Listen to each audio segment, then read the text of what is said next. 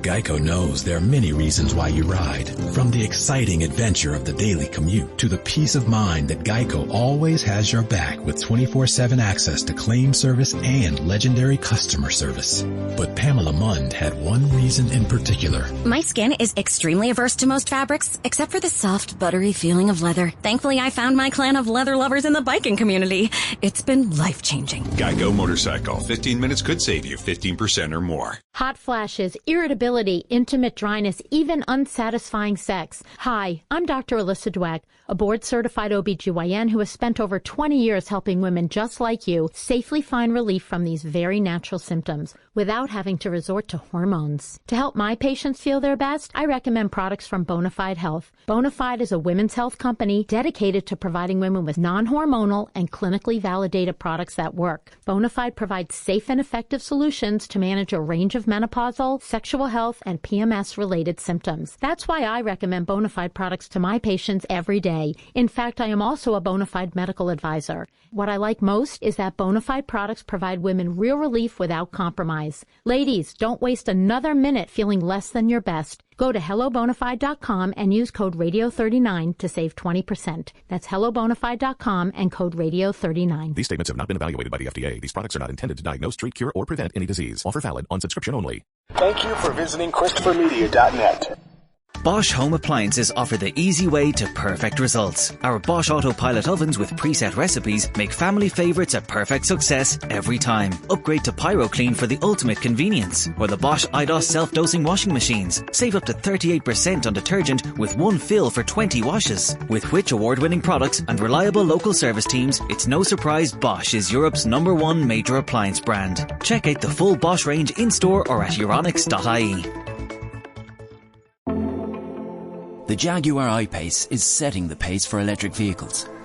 Winner of the 2019 World Car of the Year, World Green Car of the Year and World Car Design of the Year. To celebrate this treble win, we're offering €3,000 off all Jaguar models, plus a free 3-year service plan. Set the pace. Book your test drive today at Conlon's Jaguar Nace. Offer available until the 31st of August. ChristopherMedia.net. From Asthma Core Studios near Detroit, Michigan, it's Unregimented. Gangsters, what's up, guys? And now, here are your hosts. Welcome to Unregimented number 291. I'm Chris. I'm Aaron. And I'm Rich. Here we are again.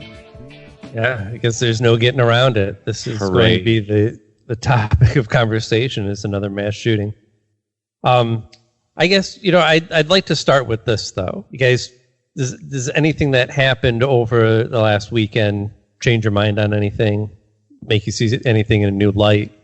No. This will be like the third podcast I've heard do this. We'll be included. Yeah, no, nothing. Do you think it's changed anybody's mind, really? If you were on one side or the other, has anyone crossed over to the other side after this weekend? I the only thing that even remotely made me go, oh, that's interesting, is Trump trotting out that golden oldie. It's the video games. I thought we were past. Did he actually? A lot of people have been going back to the video game. I mean, it's like the 90s all over again. Oh no, he's full on Jack Thompson. He's calling for Congress to look into violent video games, their effects on people, and maybe doing something about it. So we're back to this, this same old shit, find anything we can to blame it on besides, I don't know, people are fucking crazy and. Well, it's you got to answer a ludicrous argument with a ludicrous argument, right? Because the other part is everyone who owns a gun's a white supremacist. Saying the other day, if you should have bought stock in the words white supremacy, at the beginning of last weekend, because you'd be rich as fuck after the last few days. That buzzword has showed up again in spades is probably the wrong term, but you know what I mean. In abundance. Yes. Well, I don't know. It's not really a buzzword, right? It's an actual thing. It is an actual thing, but it's an actual thing that you could only attribute to one of the shooters. That's true. NPR was doing its damnedest to try to find a way to shoehorn white supremacy into the Ohio shooting, and it was like, just stop, okay?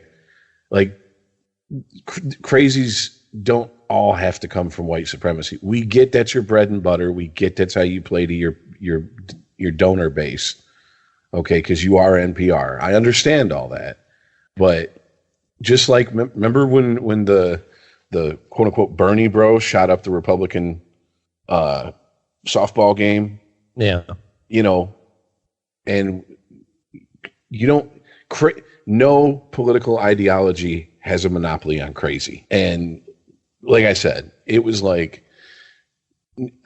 the coverage I heard pretty much stopped on Saturday because I wasn't, driving around in my car, and that's where I listen to most of NPR on Sunday. But, near the end of my shift, I was hearing less and less about the Ohio shooter and more about the Texas shooter.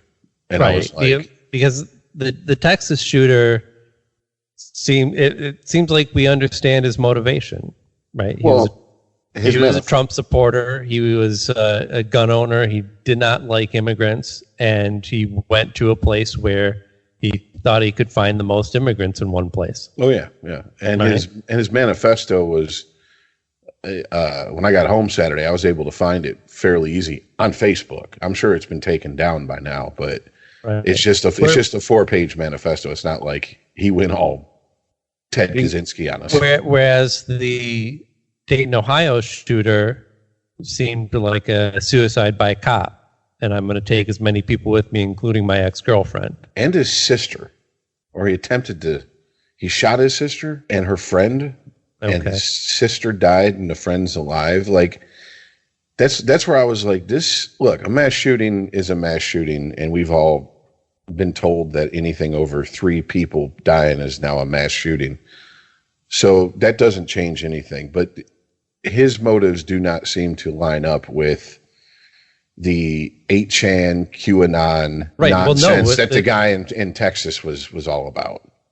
He seems the Dayton, Ohio shooter was a liberal. Oh yeah, Elizabeth Warren supporter.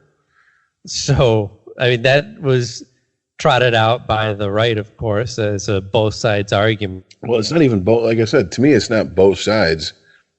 To me, it's no side has a monopoly on crazy. And I did find it. I did find this out, which I didn't know, that apparently I'm sorry. Go ahead. Well, doesn't it speak a little bit to responsibility as well, though? Because we have video of Trump at a rally, and I know he didn't get up there and say we got to start shooting immigrants if they don't stop coming into this country. But when somebody shouted out, he says, "What can we do about these people? We can't. What can we do? They just come in," and someone yells out, "Shoot them." It's kind of a laugh, and he says, "Oh, only in the Panhandle." Yes, right. Okay. But also, too, that was 3 months old. Where was the outrage 3 months ago? It was there. There was some, yeah. I do remember that. I do remember that because I was like, "Wow, that's kind of ballsy even for Trump." I thought it was older than 3 months, honestly, but you're probably right. Time has lost its meaning in the era of Trump. Well, I guess the whole thing is I had never heard or seen that clip until Sunday, Monday, Tuesday. Yeah, I was already aware of it. I thought it was from this weekend. I was like, wow, you're an idiot. And then I find out it's months old. I'm like, okay, so we're clutching the pearls now. Yeah, you're right though. In Trump time is, what is it? Like dog years, every 7 minutes, or every 1 minute, you live 7 in Trump time. Right. So I'm not saying though that Trump's intent is that people take up arms. I'm saying there's a responsibility for the words that you choose, for your attitude towards certain issues, that there's not a one-to-one comparison on the left. I mean, if you're saying it can happen on both sides, and here's some guy who was radicalized by things that Trump and his administration were saying. I mean, look, this guy probably would have been a racist in any era, but he found a quote unquote cause that he could attach himself to. Where's that same comparison on the left?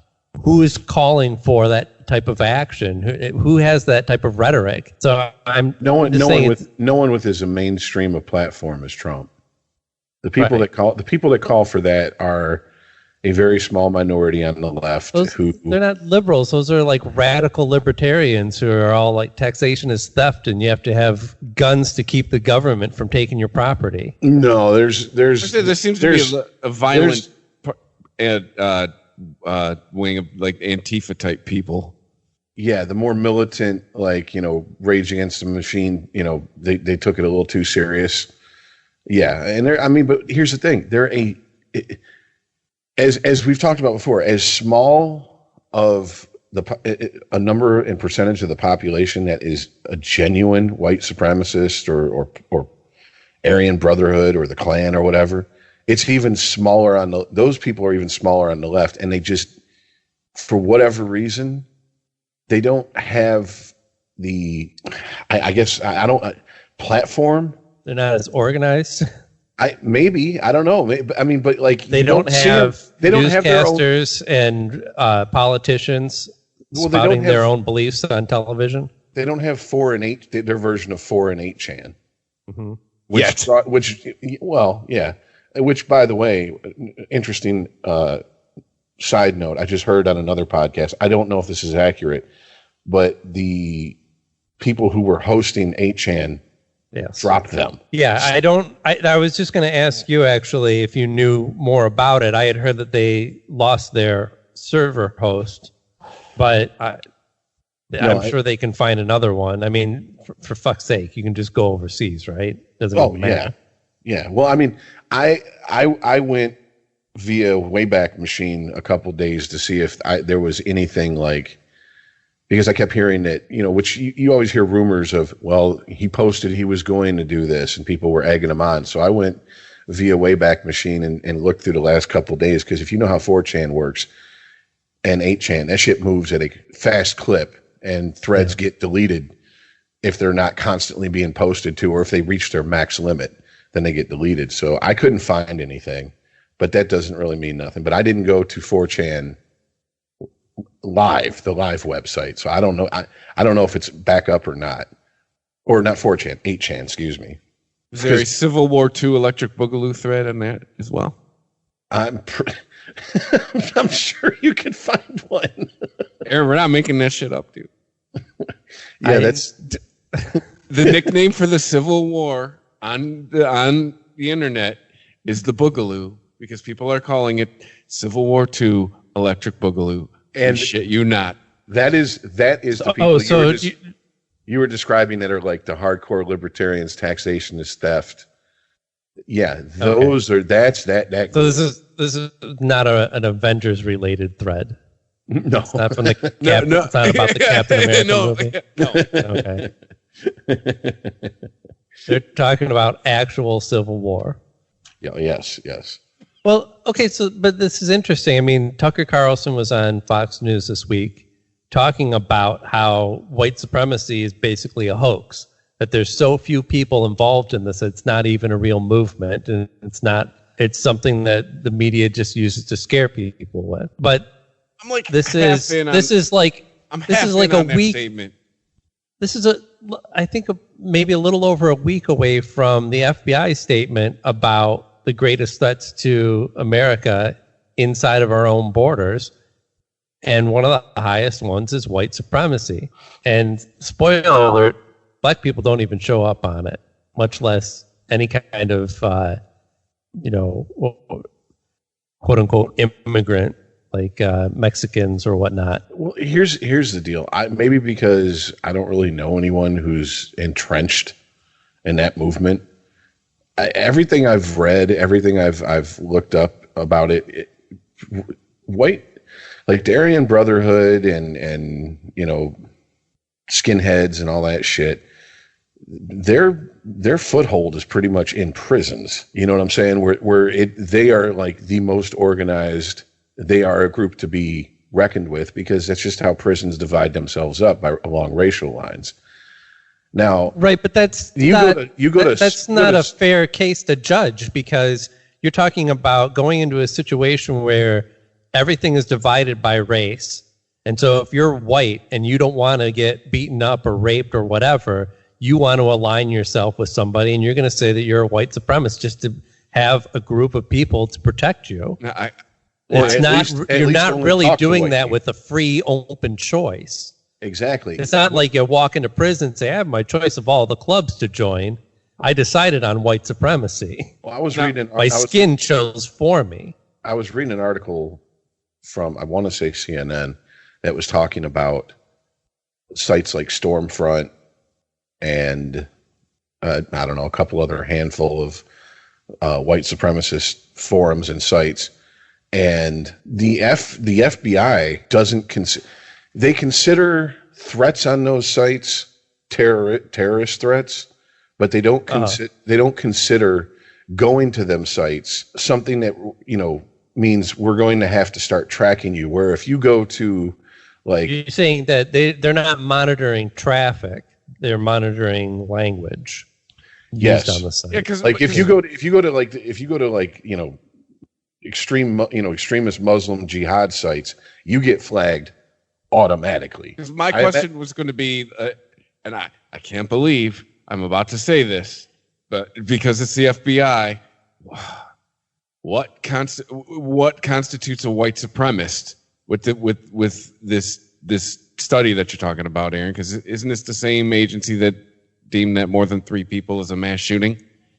So what is the criteria? I guess is what I'd like to know. It's, you know, it seems they're playing very fast and loose with it. It seems like if in this article they were talking about most of the people that end up with these type of shootings and stuff seem to be self-radicalized by finding this stuff online. And it's not like they're recruited into it. It's not like, you know, they're not like Marine recruiters or something hanging out at your high school.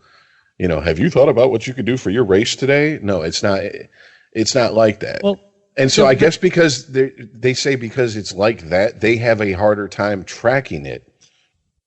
Well, I don't know what goes officially into an FBI classification of white supremacy. I don't know what gets you into that file. But I think we should clarify, it's not listed as a high threat because of the number of people involved.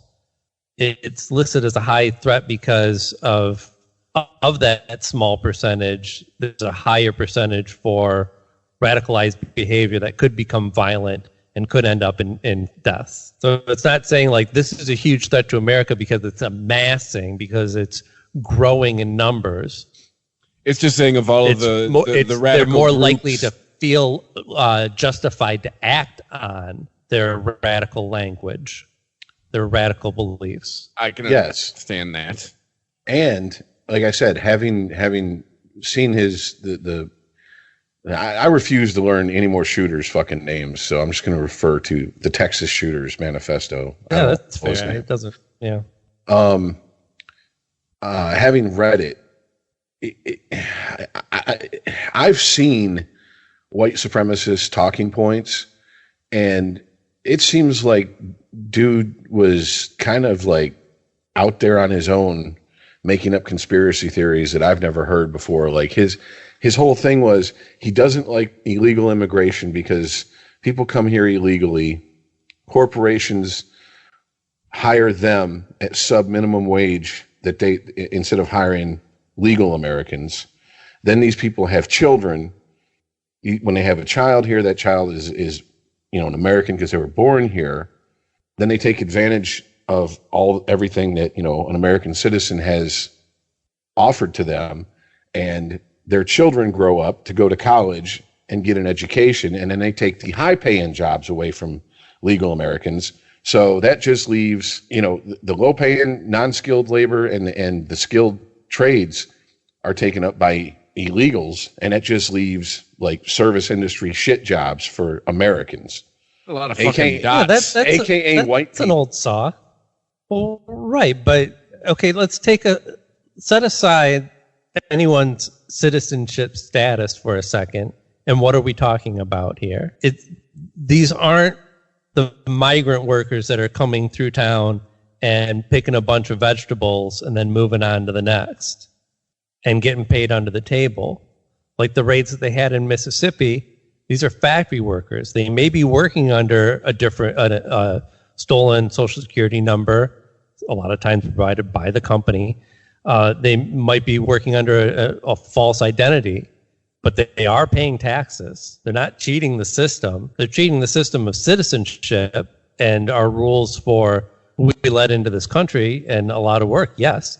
But are they actually cheating the American system? No, they're just working it better than you. That's why you ended up with the shit job and their kids are going to college. Well, and I come back to every time that this subject comes up. If you're so angry that these jobs are being given to people who aren't here legally, why aren't you doing something? Why are you shooting them and not shooting the people giving the jobs to the people that are here illegally? Right. Or why aren't you going in and arresting the people who are hiring these people in Mississippi? And instead, what they do is they go in, they ICE raided many different factories in Mississippi, rounded up a total of 600 people, a good percentage of which, by the way, they've released since, because I guess they just rounded up everyone that was brown and sorted them out later. And so what's going to happen with these factories? They're going to get somebody else to fill that job. It's going to be the same situation, and it's going to be business as usual. They've done absolutely nothing to solve illegal immigration problems. The people that they process and send back over will probably find their way back over the border, find different work at another factory, hiring under the same conditions. It's a joke. It's all for show. And this isn't exclusive to the Trump administration. This has been business as usual for the government for decades now. Absolutely. Mm-hmm. It's not a Democrat or Republican thing. It's a big business thing. And yeah, I don't know. Well, anyways, I just want to clarify that that was just the tip of the iceberg of giving a very surface level take on his manifesto. He got way deeper into other conspiracy type shit that, I mean, if you've heard it and you're privy to it, I haven't. I mean, to be honest with you, I really have tried to like stay the fuck away from the Chan sites because that shit, I've started to see shit where I'm like, I'm worried about getting our door kicked in. You know what I'm saying? Like, you know, like I don't want to be on some fucking government list because I'm looking up shit to talk about on the show because you got the, you know, these people that are out of their fucking minds with their conspiracy theories and saying, you know, we need to do this. And I'm like, I don't want any part of it. I just don't, because it's kind of fucked up that like I can't even go as a citizen, can't go in there, look at it and be like, yeah, that's fucked up. But at the same time, I understand, you know, if they see somebody who, you know, frequents these sites, yeah, I can understand that, you know, you being put on some sort of list, because this shit is a breeding ground for just fucking psychos. It really is. I mean, yeah, if you've ever dipped your toe into the incel forum on 8chan, that shit'll scare the fuck out of you, because these motherfuckers are posting shit that makes Clive Barker look like a joke. As far as the, you know, like they post their fan fiction fantasies of what they want to do because they can't get pussy. I don't even think they can track it though. I mean, I know they have the technology, sure, and if they wanted to hunt down individual users for one reason or another, I'm sure that could happen as well. But overall, if you're just talking about monitoring and trying to respond to this, it's all going to be white noise to them.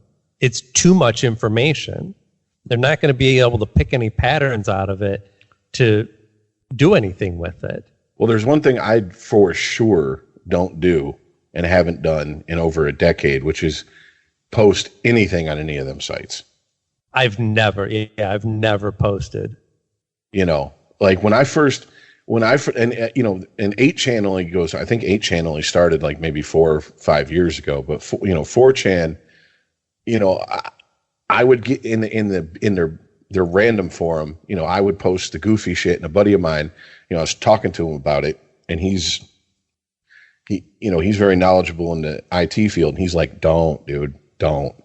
He's like, you pissed the wrong person off, and you post something that you think's just this, innocuous comment, and they can get pissed off, track you down. Yeah, he goes, it's just not worth the risk, man. Right. And I'm like, it's like watching porn. Like, if watching porn is fine, but if you're suddenly transported to the site where they were making it and they're like, you want to join in? It might sound like a good idea at first, but probably best say, nah, I'm good. Like Ron Jeremy got even fatter and his dick shrunk. What happened? Who's that guy? He lost a bunch of body hair. He's not as hairy as Ron Jeremy, but he sure fucking looks like a fat ass.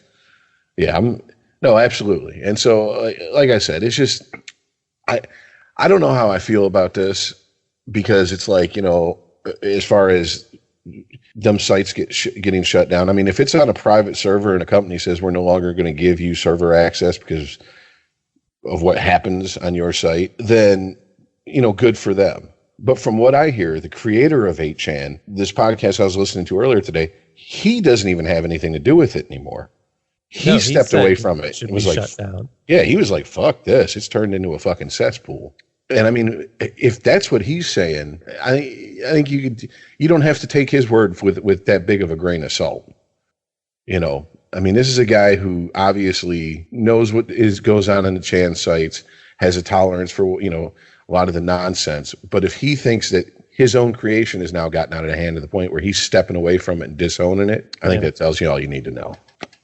Yeah, I mean, I'm not necessarily pro shutdown 4chan or 8chan or anything, because you might be able to control where things get posted, but ultimately people are going to find a place to post their ignorant thoughts regardless, right?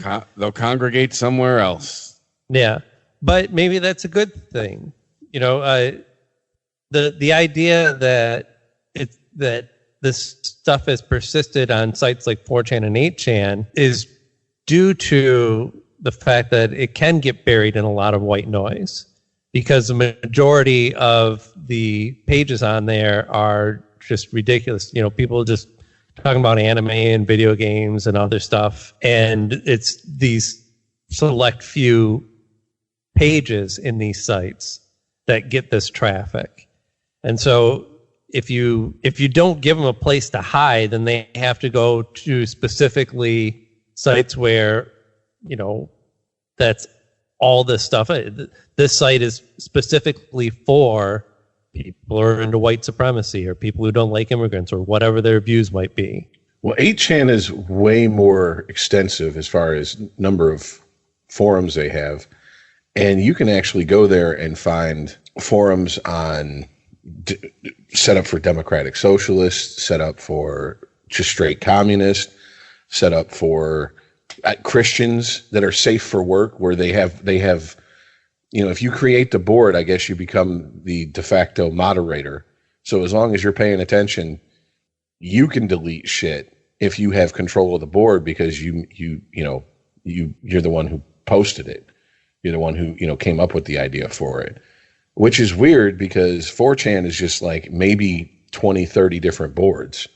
Whereas 8chan, you go into the menu and it says keep clicking and it adds 50 at a time. And I've clicked like 20 times and still haven't come to the end of those boards. So I don't know. It's not, that's the thing. It's like anything else. It's not all bad. It's not like it's all white supremacists, kill anybody darker than a fucking ginger with a sunburn on there. But the problem is that certain boards have been co-opted by certain groups, and they use it as, I guess, a way to loosely organize. I don't know any other way to put it. I mean, I don't know how organized they really are. Because it's the internet. There's a lot of tough talk, but you never know how much follow through there really is. But I will say this: it's enough. The talk is inflammatory enough, and enough shit has came from them sites to where I'm like, I don't really mind if a private company decides they don't want to host that site anymore and they shut down server access to them. Yeah. I'm okay. I'm not bothered at all by that. That's their choice. I think I would make a similar choice in their place. I don't know that, I don't know. I think that these voices are going to find a place to express themselves regardless. And I'm not really that threatened by it. I don't know. Because I think about it in the way that, like, I have teenagers, and as teenagers, this is a time where you're be exposed to a lot of different things. I don't, specifically expose them to radical ideas, but I'm confident enough in the way that I've raised both of my kids that if they did find themselves stumbling into a site that started talking about white supremacy and stuff like that, I mean, that they're not going to, that those people will expose themselves for what they are, right? I would think so. Yeah. I mean, that's part of these forums, is to get together and basically talk shit and say the most, inflammatory, outlandish, and ungodly shit you can to get the most attention.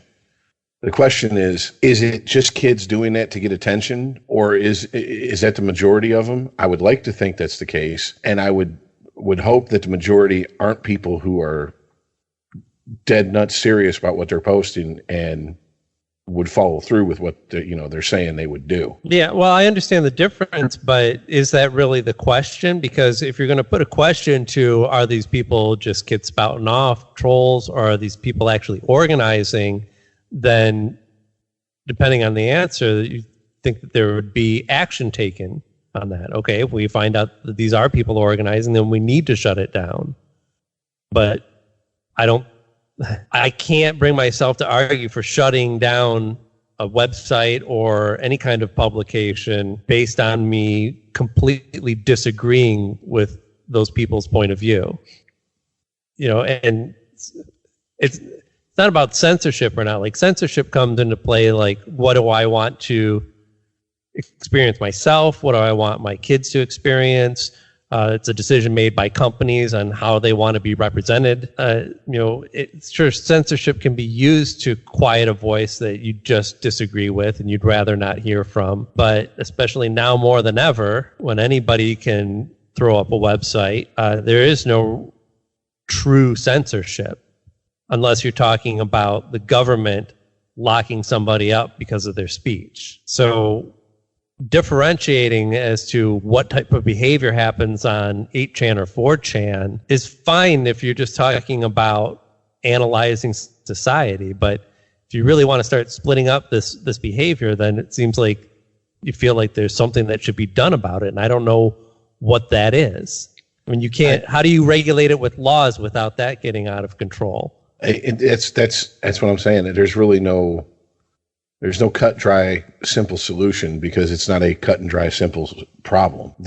I agree with you on that. No, it's a complex societal problem that we've been dealing with ever since people started congregating into societies.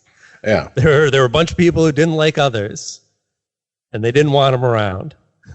Unregimented. ChristopherMedia.net. The Jaguar I-Pace is setting the pace for electric vehicles. Winner of the 2019 World Car of the Year, World Green Car of the Year, and World Car Design of the Year. To celebrate this treble win, we're offering €3,000 off all Jaguar models, plus a free 3-year service plan. Set the pace. Book your test drive today at Conlon's Jaguar Nace. Offer available until the 31st of August. Everyone shouts about how fast their broadband is. We're fast, mega fast, stupid fast, almost too fast. But what do they say about reliability? Well, Dublin, with Virgin Media you get both.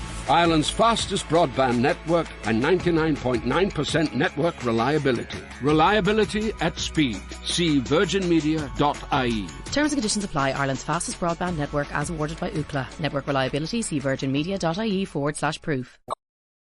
Our business needs vans, lots of vans, and Europcar meets our day-to-day needs all across the country, providing our company with the ideal selection of small, medium or large vans and trucks, and even bespoke commercial vehicles delivered directly to our premises. From our 22 nationwide locations, Europcar supplies Irish businesses with an unrivaled range of vans, 4x4 pickups, 4-seater commercial SUVs and double cab tippers. With 9,000 vehicles in our fleet, there's no demand we can't fulfill. Europcar, moving your way. After a great start to the Euro 2020 qualifiers, the Republic of Ireland look to continue their 100% home record as they take on Switzerland on Thursday, September 5th at Aviva Stadium. Then on Tuesday, September 10th, we go again at Aviva for the 3 international friendly versus Bulgaria. Kick-off for both games 7:45. Show your support for the boys in green this September. Tickets on sale now starting at €20 from fai.ie/tickets. Booking fee applies. ChristopherMedia.net. Unregimented. Well, something that you touched on that I do kind of want to go back to is so obviously the usual suspects are hollering about, it's video games, et cetera, and of course people ban first-person shooters, and of course people come out and go, really, because we have 20 years of studies saying that it's not. So who do we believe? A politician who's trying to pass the buck, or, I don't know, people who actually looked into it and studied it for a couple decades? Well, also, just look at the video game industry. It's enormous. And sure, these first-person shooters, like the Call of Duty and stuff like that, and the more violent things like the GTA franchise, get a lot of attention, and they do take up a lot of dollars, but they are not the majority of the industry. No, not even close. All the people that I follow on Twitter that were video game players were all talking about how, Stardew Valley was radicalizing them, making jokes about, sure, video games are radicalizing me to be violent, but yet I just reset a game because one of the choices that I made a non-playable character sad. Yeah, exactly. Exactly. And have you seen the meme of the blonde chick yelling and pointing and the confused cat? First of all, I love that cat's look. That's why it's my profile picture. But right, it says there's one that media saying video games cause violence, and it just has that cat in a Skyrim armor outfit saying, "Me building a house for my wife and kids in Skyrim." Right, I've seen many variations on that. Moments where the cat's holding like a Minecraft style pickaxe. Like what? Like what are you talking about? And that's just it. Like, sure, my son especially plays a lot of video games, but it's all their role playing based. Okay, so there's fighting, there's violence, whatever, but it's more Dungeons and Dragons style shit. World of Warcraft, certainly a lot of Minecraft. Yeah, I don't think you're worried about your kid playing that game and then going outside and shooting the school up with fireballs. Yeah, are you worried that you're bringing your kid up to hate orcs? You know what I'm saying? Like, and it's like we had this conversation over and over again. We had it back in the 50s with comic books. Oh, we can't put guns and women getting their blouses ripped open and werewolves in comic books because it's making our kids violent and crazy. Well, if the kids in the 50s were violent and crazy, then holy shit. You know what I'm saying? Which, by the way, is how we got the boom of superheroes. You put them in spandex and give them some kind of noble cause. Well, it's okay if they smack somebody on the jaw. Yeah, of course, because they're super villains they're fighting. So yeah. Batman and Superman were around, but they were C-listers compared to all the war comics and cowboy and Indian comics and just anything, any kind of any genre that you the EC comics, the Volta horror comics. Yeah, when I was a kid, my dad's first collection that got lost, he had a bunch of those from back in the day, and I remember going through them. Yeah. Well, here's where I'm going to say something that's going to trigger Aaron. So batten down the hatches, folks. Here we go. So if we understand that comics are not going to cause someone who is just sitting there reading them, or video games aren't going to cause someone who's just sitting there playing them to go out and commit acts of crime. How can we put the blame at the feet of a politician who says something that pisses, that might get, someone might agree with? I mean, isn't the thought already there? I mean, is he the, like world policy? Okay, but I mean, what I'm asking is, if you are prone to snapping and committing acts of violence against people, you really think that Trump is going to be the one who tips you over the edge? You really think Fox News or CNBC or whoever the fuck is going to be the one that tips you over the edge? I mean, at a certain point, don't we just have to go, these people aren't wired right? Anything could have set them off, and we don't know. That's what's so fucking scary about that. Well, yeah, it's kind of like the argument that we talk about on the Weedsman, where they keep the old chestnut that keeps coming up is smoking marijuana leads to psychosis, right? And we're on the same page. It's like, nah, that person was going to go nuts anyways. This just pushed them over the edge. You know, this just happened to be the thing. It was going to happen anyways. This just happened to be the thing. If it wasn't this, it was going to be something else. So maybe that's kind of the mindset you're chasing down there, Rich. And I'm not. They're already agitated. I'm not giving anybody a pass for stirring the shit pot, because that's exactly what the fuck Trump does. We all know that he loves to stir the pot, but because he never has to lick the spoon. But I mean, like the putting this all at his feet that some people are doing. I'm like, come on now. Come on. That's a little too much. And I hate the fucker. And I can't lay it all at his feet. Come on now. You know, so that's what I'm getting at. And, you know, if I'm wrong, hey, I'm open to reasons why I'm wrong. I just think that. Well, but this is an unknowable thing, certainly. And so this is just a thought experiment, right? But if we were to fully understand the motivations of each one of these shooters that happened over each one of these shooters that was involved in the shooting over the weekend, maybe we would understand things differently. We can only surmise. But I'm wondering if you agree with me on this, because the way I feel is that the Dayton, Ohio shooting probably would have happened regardless. Maybe it was actually, quote unquote, pull the trigger on his operation. But this seemed like more just the type of mental instability that we see erupt in violent behaviors sometimes. I don't get that feeling from the El Paso shooting. I don't feel like under Barack Obama, this guy would have felt like that was something he needed to do. Which to me is strange, because if someone's in power who you really despise, wouldn't that, you would think, of course, I'm not a person who's prone to go shoot up a, border town Walmart. So I can't understand it, because I'm just not that. But wouldn't you be more prone to commit acts of violence because you're pissed off that the people that you hate are in control? Are in power? Right, but there's a difference, though, between being like reacting to, okay, so like a violent video game could be a trigger for somebody, right? But we would understand that in the same way that marijuana could be a trigger of psychosis for somebody, i.e. only in people who are already prone to psychosis.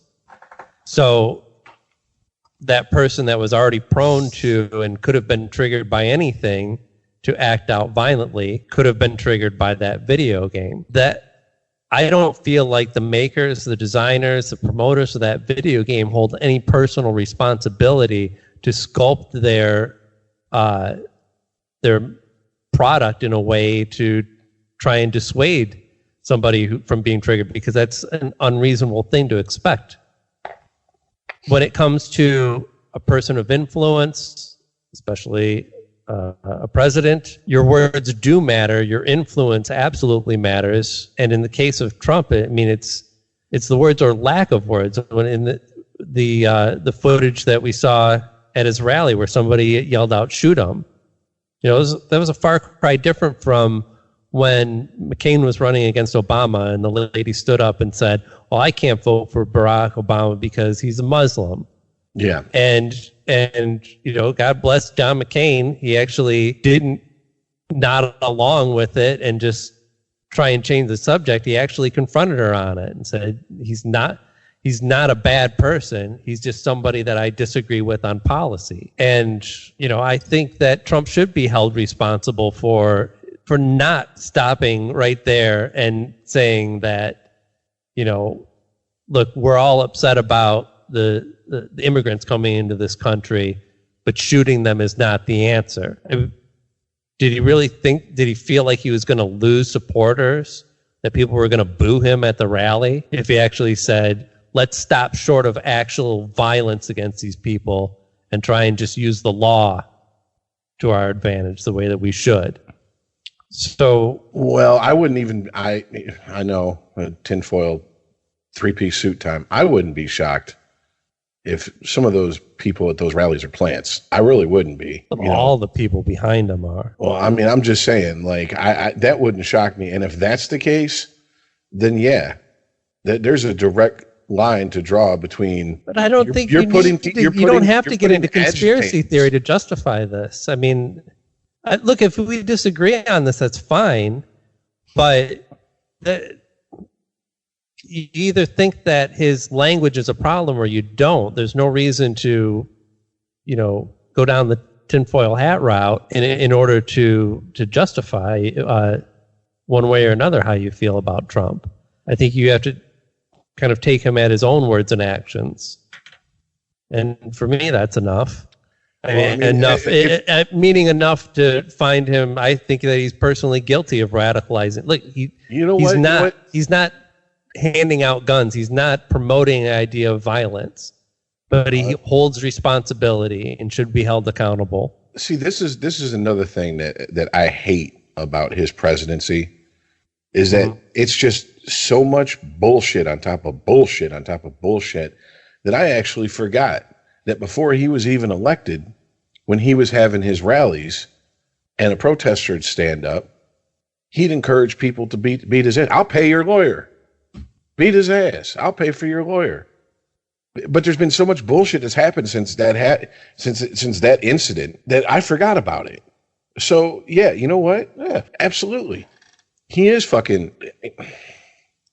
It doesn't even matter if they're plants or not. Like, to say shit like that, that's encouraging acts of violence against another person. That isn't covered under free speech. Right. So, yeah, absolutely. I see, but that's what I'm saying. We're on that Trump timeline. We're 1 minute we live with Trump is 7 minutes. It's like, fuck. I forgot he did that when he was campaigning because so much bullshit's happened since then. Mm-hmm.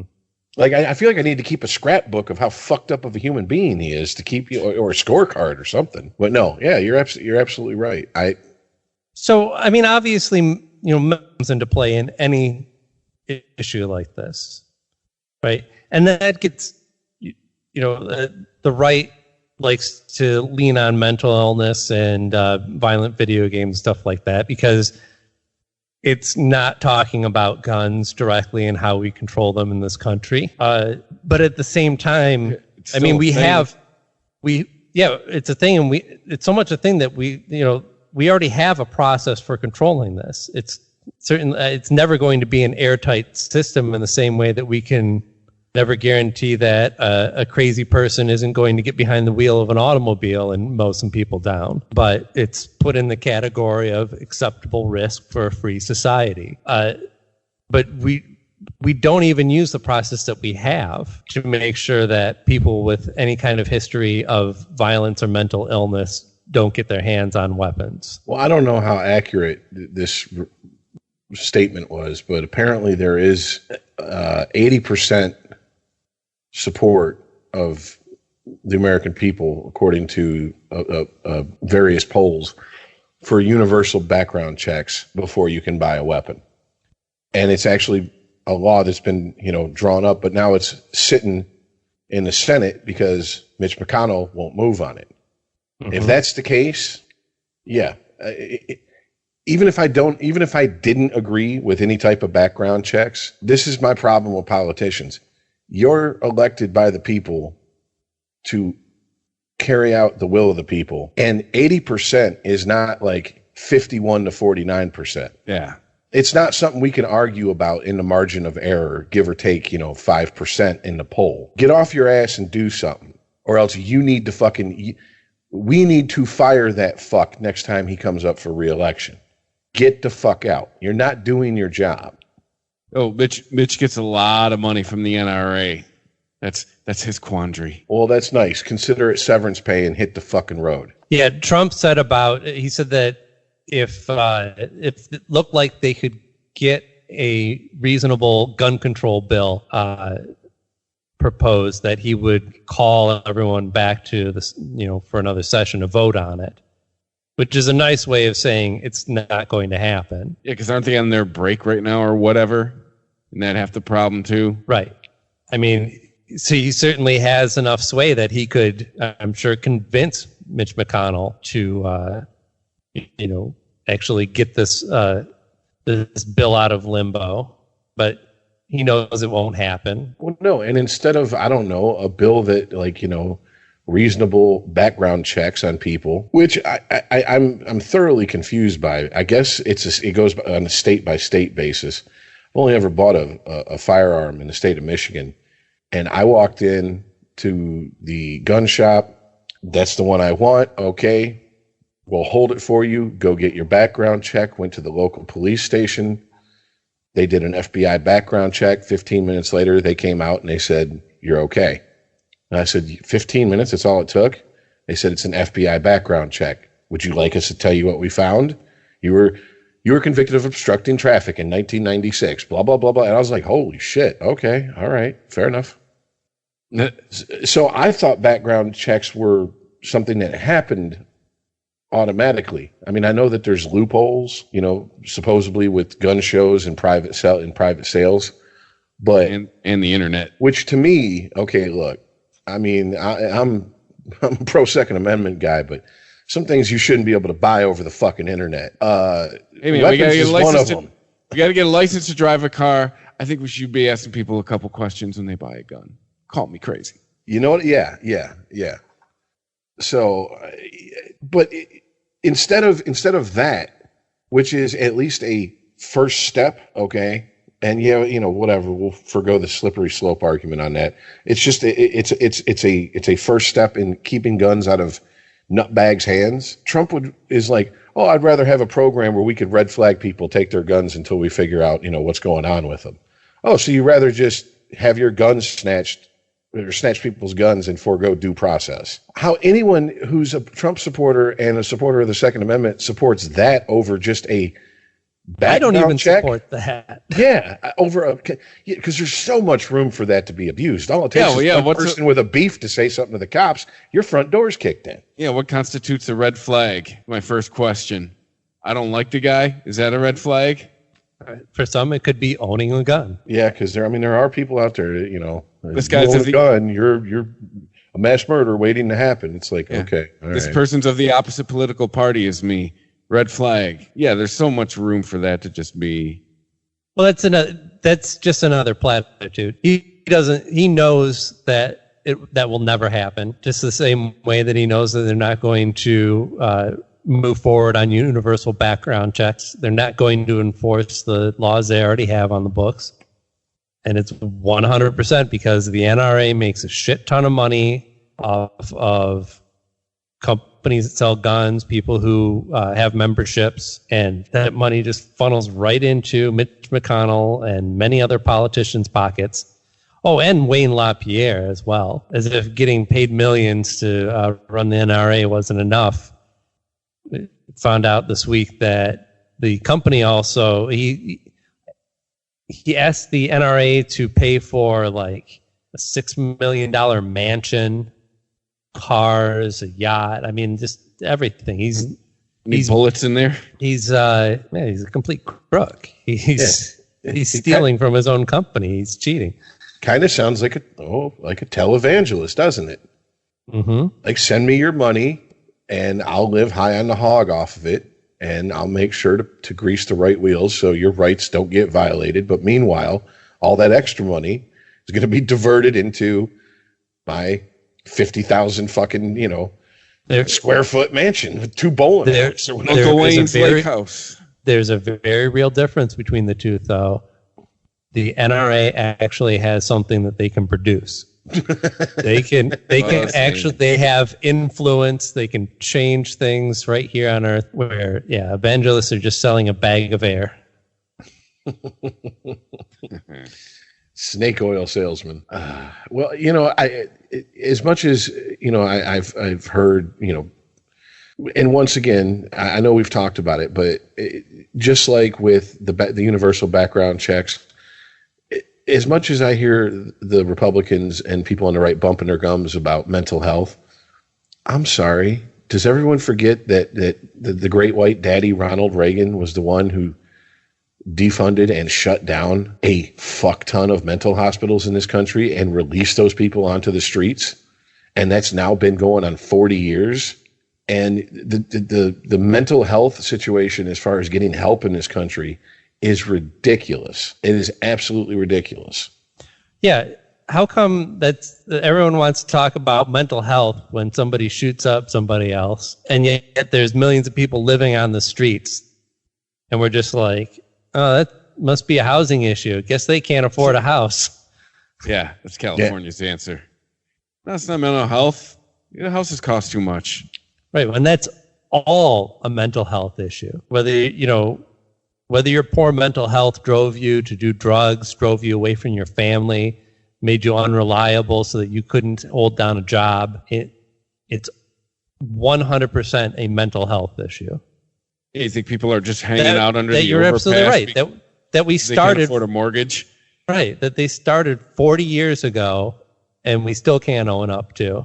Well, to me, it's the same as when they trot out, homeless veterans. We should take care of our veterans before we take care of people from other countries. Okay, great. Wonderful. Let's take care of the veterans. Well, I mean, we didn't really mean take care of the veterans. I mean, shit. You expect us to do something about that? That costs money. That Reagan was opening up the asylums, wasn't it around the same time that the prisons started going private? Yeah. So where did all those people go? Into privately run prisons for profit. They said, wait a minute. All these people that we are housing on the government's dime, we can just kick them out on the street until they do something worth locking them up over. And then not only do we not have to pay for their incarceration, but the people making money off of that will then kick back some to us, through lobbyists and whatnot. Yeah, the money reverses. Instead of going out, it comes in now. Yeah, it's brilliant. Well, shit, you don't even have to wait for them to commit an actual crime worthy of incarceration. The war on drugs gave us every excuse to lock people up for victimless crimes. Yeah. Oh, you got caught with weed? Oh, well, you have to do years now, especially under Reagan. Right, and that's a very Trumpian thing there. Like, now you're going to solve the problem that you created. Right? So all those people go out onto the streets. They no longer are in the asylums. What are they going to do? Most of them are going to turn to drugs. So now you have people doing drugs on the streets. Oh, we got to solve this drug problem. The problem we created. Problem Reagan created. Well, I mean, to be fair, the drug war really did kick off under Nixon. He just got ramped up under Reagan. And the only solution he gave you was just say no. Yeah. Oh, okay. Yeah, but those were kind of different drug wars. The Nixon drug war was about hippies, really. It was about, I don't know. I guess it wasn't too different. It was just directed at a different part of the population. Which reminds me, did you guys hear the audio that was released of Nixon and Reagan having a conversation when Nixon was president and Reagan was governor of California? Yeah, the first thing I thought of is what? Two guys who grew up in the 30s are racist? What? I didn't hear it. Where they were talking about refugees from Africa, and Reagan was like, "Yeah, some of these monkeys don't even wear shoes. You can't even get them to keep their shoes on their feet." And then they both started laughing, and I was like, wait. He was actually talking about some delegates of the UN. Oh, I'm sorry. Yeah, my bad. Someone did a crazy dance because some resolution passed, and that's what Reagan was talking about. And I'm like, wait a minute. We needed this to prove that Reagan wasn't exactly the most fond person when it comes to people who's a little bit darker. Well, stuff like that. Stuff like that too is like the thing they did with John Wayne. Like, okay, cool, still dead for a while. Like, I mean, I don't understand it. I mean, whatever. It's okay, cool. I'm like, thanks for that. It's been dead for a while. But yeah, it was proof that we didn't need, because we are. I mean, it's right there in his policies. You know, look at the drug war under Reagan. What was it, like 100-to-1 ratio of crack to powdered cocaine, right? So, which means that they convict based on weight. You have so much weight of cocaine.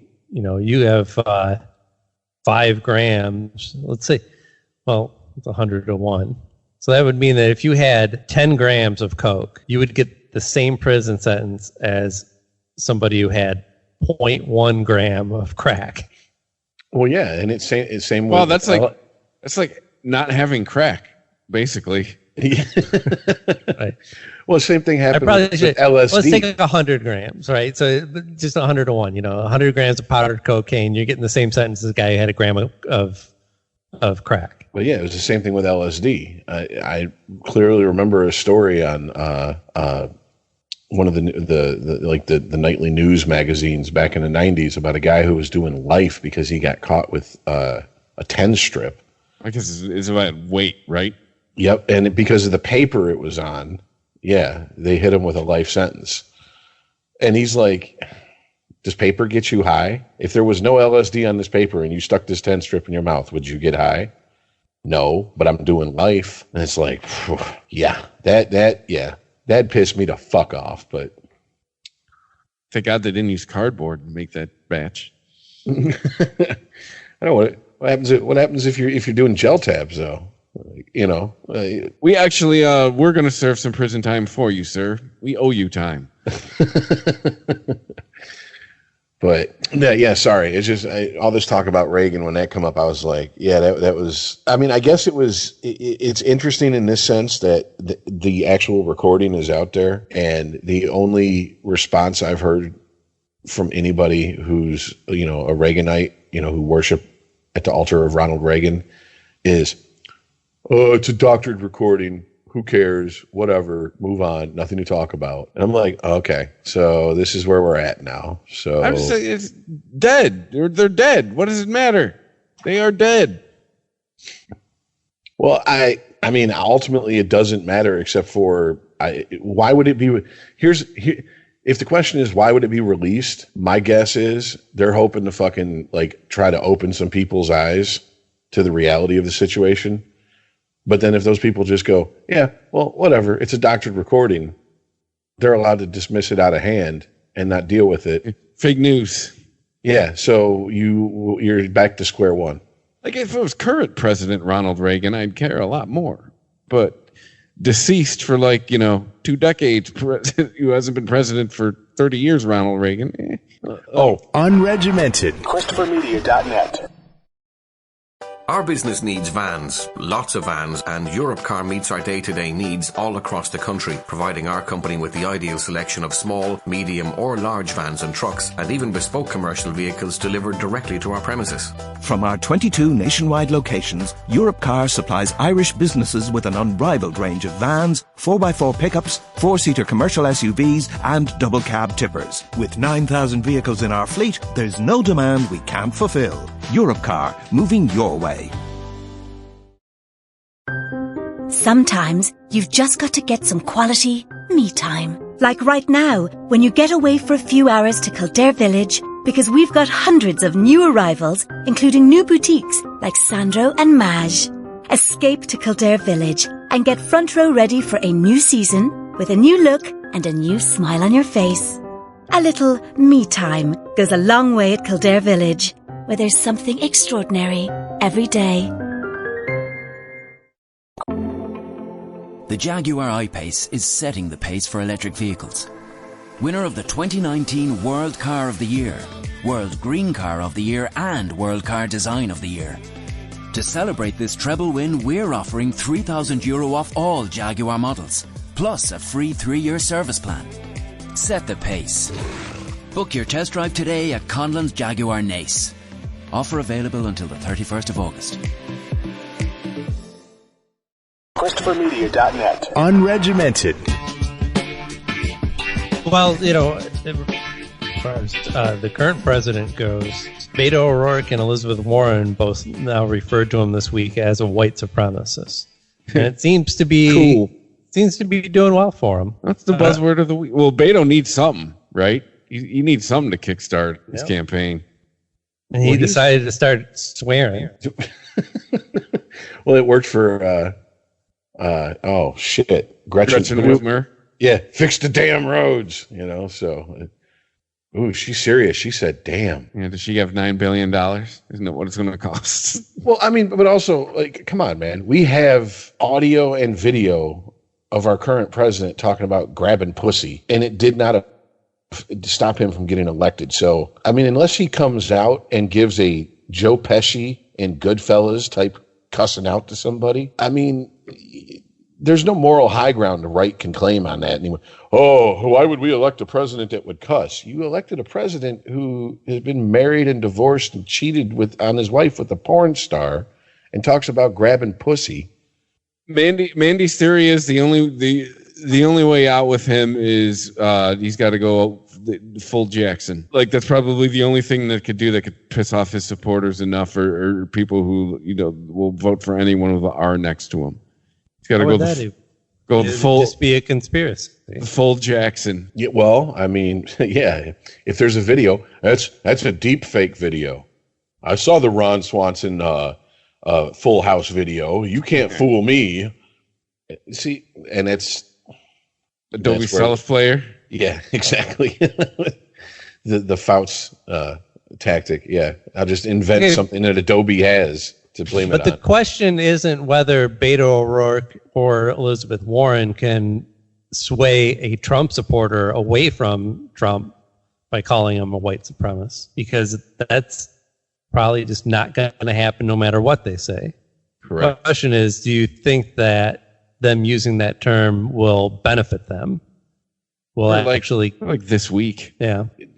I guess the only way to really tell is, have they gained on Biden? Because every poll I've seen, he's far outpacing 2-1, 3-1. Yeah. So I mean, that's it. That's, I guess, the only really metric to use at the moment to tell if it's working for him. But wait a minute, Beto is he's definitely one of the 9 in the next, that's guaranteed a spot on the next debate, right? Yes. Okay. All right.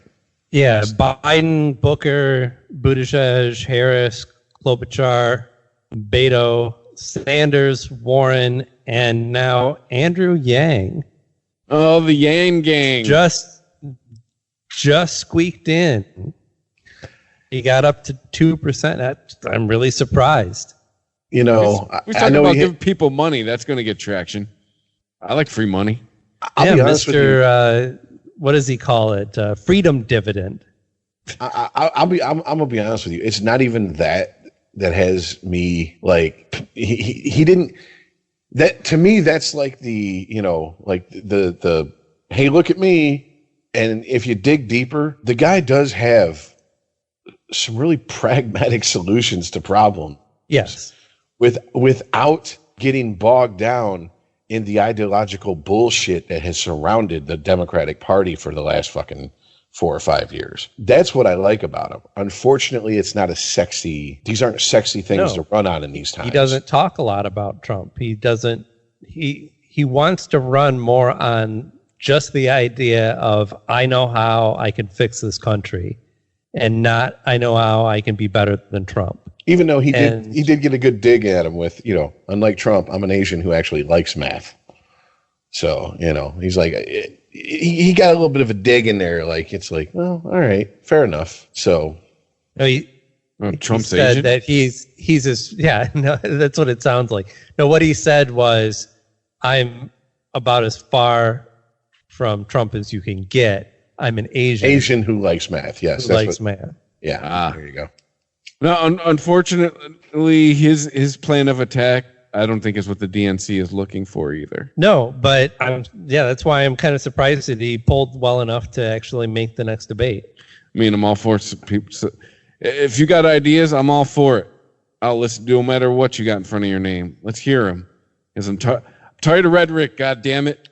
You know, there's whether you like him or not, I will give Joe Rogan credit. He has had, and he's extended an invite to anybody who is being taken seriously as far as running for president. I mean, he even said, I'll even have Trump on. He won't show up, but I'd have him on if he'd show up. But he won't do it. And of course he won't do it, you know. But I mean, he's had Yang on. Smoke a weed with Joe Rogan. Be hilarious. How is Rogan on Trump? Like, is he a supporter? Definitely not. Is he just one of these guys who's like tries to stay out of it? I wouldn't call him a supporter. I think he looks at Trump as like, Jesus Christ, how did this happen? Like he laughs at the ridiculousness of Trump, but he also calls him on his shit. You know what I'm saying? Like, Joe Rogan doesn't strike me as a very far left guy, but he also doesn't strike me as like, you know,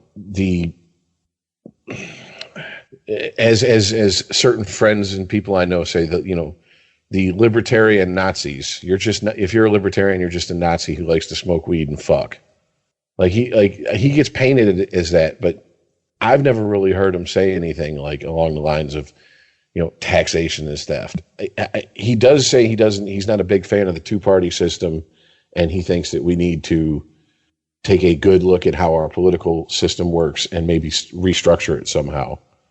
So I don't know, but he doesn't come off as a Trump supporter to me. But like I said, I think he's had Kamala Harris on. I know he's had Yang on. He had Bernie on this week.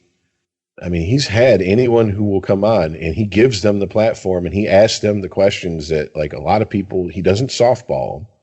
I mean, he doesn't go hard at them either. He doesn't get them on there and try to do the gotcha interview style. But he held Bernie's feet to the fire. He's like, how do you plan on paying for all this? You know, don't you think you're trying to push a little too much through all at once? Shouldn't we tackle one problem at a time? You know, and he let Bernie lay out his plan. And then, of course, you know, the weed kicked in. I'm 80. I ain't got time for that shit. And then, of course, you know, the weed kicked in, and he asked, so if you're elected president, will you tell us if there's aliens? I'm surprised he didn't ask him if he smoked DMT before. Right. And then they practice their Naruto runs. Yeah. to Area 51. Jesus. Oh, God. Did you guys see that video that someone mocked up of the invasion of Area 51, how it would go? No. It's like a CGI video. And, like, you have the people doing how do you pronounce it? The Naruto runs? Naruto runs, yeah. And then you had the Kyles, and they're, like, punching drywall while slamming monsters, and they're coming from one angle, and, you know, and then you have people dabbing coming from another angle, and then... Then you had like the libertarians with guns up on a hill, like offering cover fire and shit. Then the military just comes out and just lines up a bunch of M50s and 90 millimeter recoilless rifle grenade launchers and wipes them all out. I'm just like, wow, do we need this video to figure out this is how this would go? I didn't. I mean, you know, maybe some people needed to see it. A lot of fools out there. God. Well, also, what nice way to tell the government that you're going to raid someplace 2 months ahead of time. So even if they let you on the base and they open it up, I think can already move everything that they don't want you to see out of there. Yeah, come on in Area 51. Yeah. Well, if there was anything there to see, don't you think they've moved it to a black location anyway, a black site? Exactly. That's what I'm saying. Right? At this point, if there's anything in Area 51, it's just there to, you know, it's just a plant. It's what's the word for it? It's a false flag. Yeah, something like that. There's a word for it that I can't come up with right now. It's a decoy. It's a decoy. Yeah, that's the word. Like, yeah. Look, see, we're working on biodiesel stuff. It's like, so is Detroit Diesel. What the fuck? That's all Area 51 is. Meanwhile, the aliens are being shipped in the secret tunnel underneath to the black site. Yeah. Oh, man. Well, we didn't even talk about Trump visiting some of the victims in Dayton, Ohio. Did you guys see the photos that he posted? He's like leaning over people in hospital beds, giving the thumbs up. Oh, Jesus Christ, really? Smiling, just beaming. He's doing the shout-out pics with shooting victims? Yes. People like laying in beds with bandages on. And please tell me there's one where he does both thumbs. There probably is. He's doing the Buddy Christ? Yeah. The point and the thumbs up. Oh, my God. Right. Tone deaf. It was sickening to people. The people who were the surviving victims of the El Paso shooting said, "Don't come here. We don't need you. On the campaign trail, running the campaign train through our hospital." Wow. Wow. Okay. I don't have anything to say to that. I'm just sitting here like every week. Just when we think it couldn't get dumber. Like, he must really not listen to anybody as far as advisors go. Either that or they're terrified of him. Because at no point, no one stepped to him and went, "Hey, mate, let's not do the thumbs up." Yeah, right. You maybe get one photo out like that, and then somebody should come up to you and be like, like, have you ever lost a pet? Have you ever lost, probably hasn't. Like, do you remember when you're trying to get Trump to emote in some way? Yeah. And he's just like, I don't know what you're talking about. Remember when your first wife turned 30? Right. Tap into that. Think about something that's made you really sad in your life. Like losing a lot of money. No, not like money. Like when I found out Ivanka was my daughter. But like people are replaceable. No, like when you go to KFC and they're out of chicken. Yeah, there you go. I don't get it. I thought these people were happy. They survived. I thought we were celebrating, right? I could see that. I could see him saying that. No, they survived. It's a happy occasion. They're getting to meet me and I'm president. Good God. Not only did they survive a mass shooting, now they get to meet the president. It's the greatest day of their lives. They're twice lucky. Yeah. There's something very Bill Hicks about. Somebody ought to play the lottery. Yeah. And instead of sending grandma to a home to die by herself, put her in the movies. Use terminally ill people as stuntmen. I always forget about that. Put her in the movies. Not only does she get to go out in a blaze of glory, she gets to meet Chuck Norris. Yeah.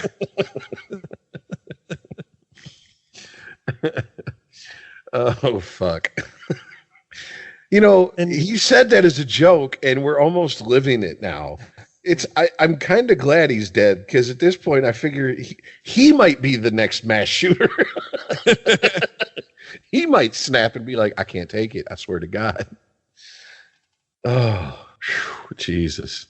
Okay. Oh, and speaking of getting a good laugh at somebody, you brought up the green shirt guy, since he's now been me. Yeah. And he's the new.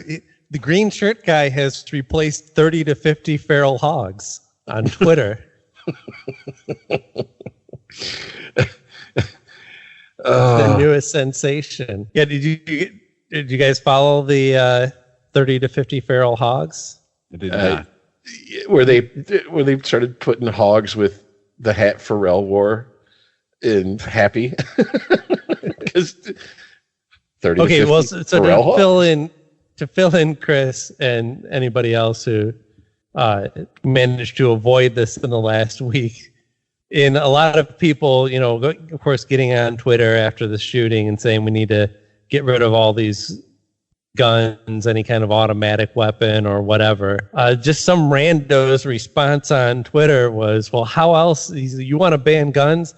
How else am I supposed to defend my family when I let my daughter out into the yard to play and immediately 30 to 50 feral hogs charge in, leaving many questions to many people? And like, where the fuck do you live that there's wild packs of hogs that you have to shoot in order for your daughter to be safe outside? It sounds like that guy was trolling and the internet took it wrong. I don't know. He seemed like he was rather serious. It seems like a rather absurd response to an absurd situation. Well, yeah, that's what he needs guns for, to defend his family from feral hogs.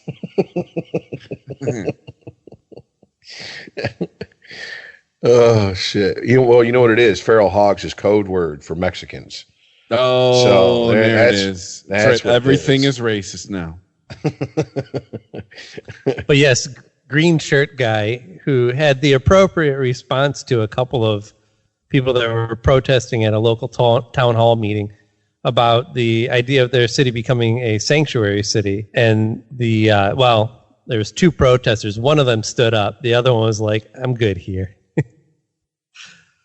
But the woman who stood up and immediately started shouting and picking her Daisy Dukes out of her crack